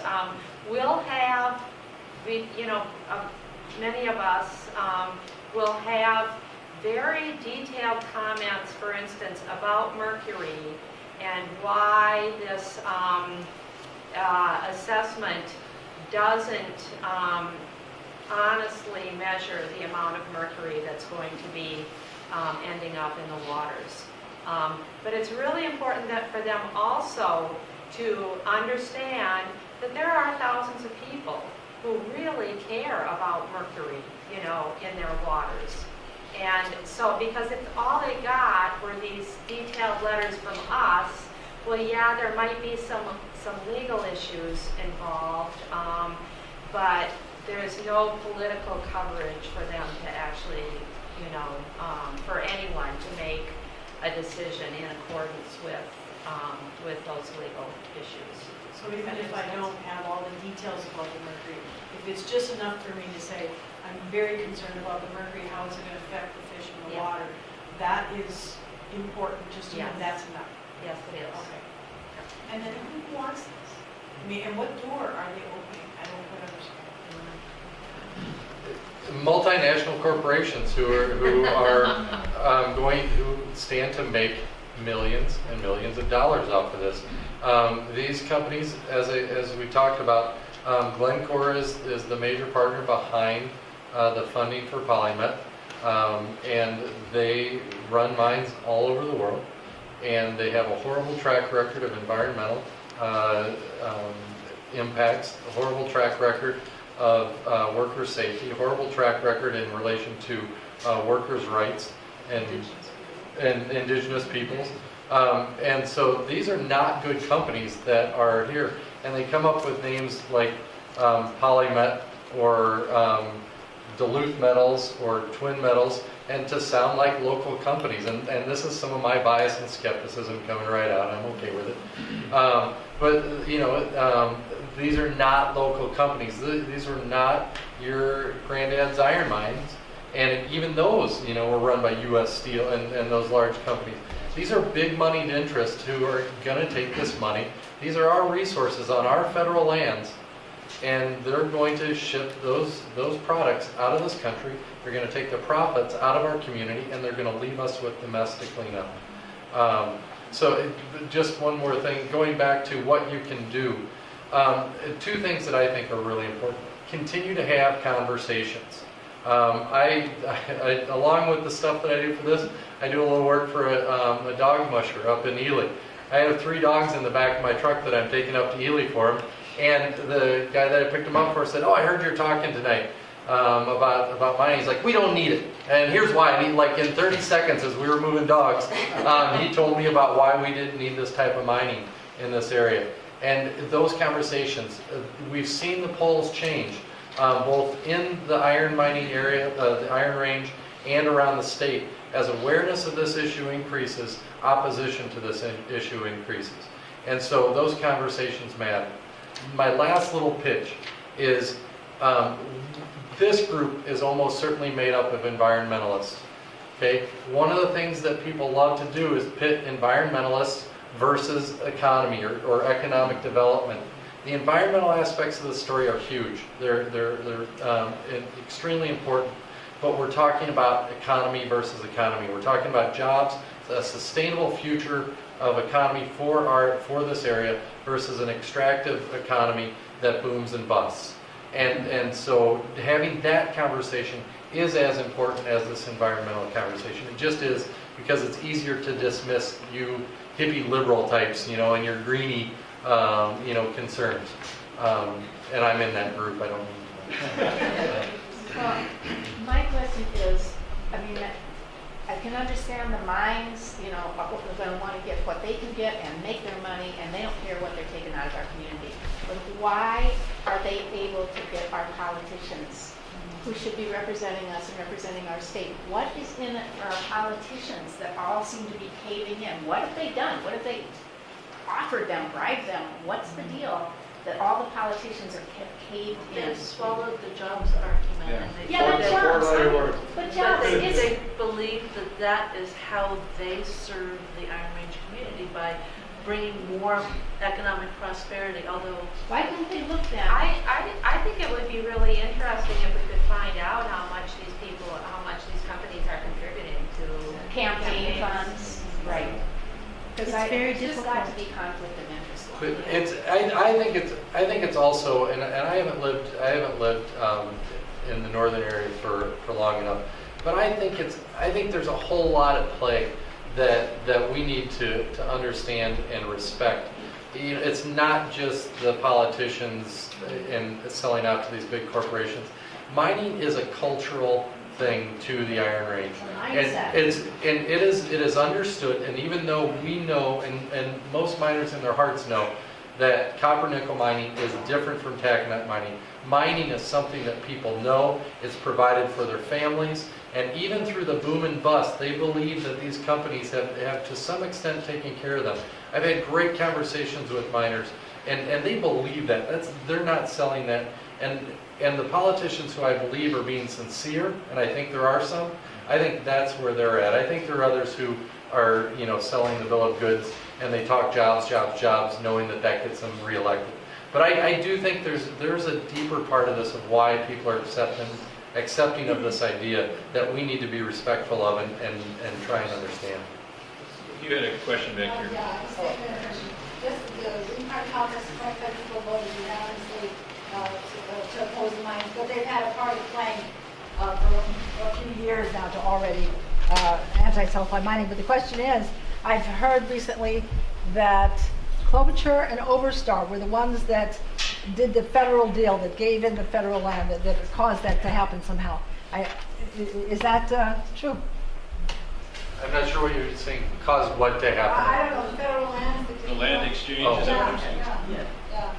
They had bills that, There were bills a few years back, in fact, when Chip Kravac was in office, they were trying to make that happen without oversight or public process, but it didn't happen. One more question. Jen gets the rest of it. question. think going back to the politics of all of this, I think one of the things we have to keep our eye on is how important is the range to the government. You hit on that a bit. We got Quebec because the range did not turn out okay at that particular time. And the politicians have that in the back of their mind, but the range is not northeastern Minnesota, which we're obviously seeing here. And we'll see how those demographics and those political necessities play out in the governor's mind and in his political surroundings. I mean, Duluth's doing fine. Duluth has never been the range, but we're always, the Twin City newspaper, when they talk about northeastern Minnesota, it's the range. It's not Duluth. And we need to speak up to the governor, maybe, as best we can. I know for myself, I'm encouraged because when I listen to three experts like we have here tonight and see that there's some really smart people working on this issue, that gives me some encouragement. I think that they're not going to be able to pull the wool over these folks' eyes, and I really appreciate you coming here tonight and giving us your expertise. This has been really interesting. I think we've all learned a lot. Let's give them a good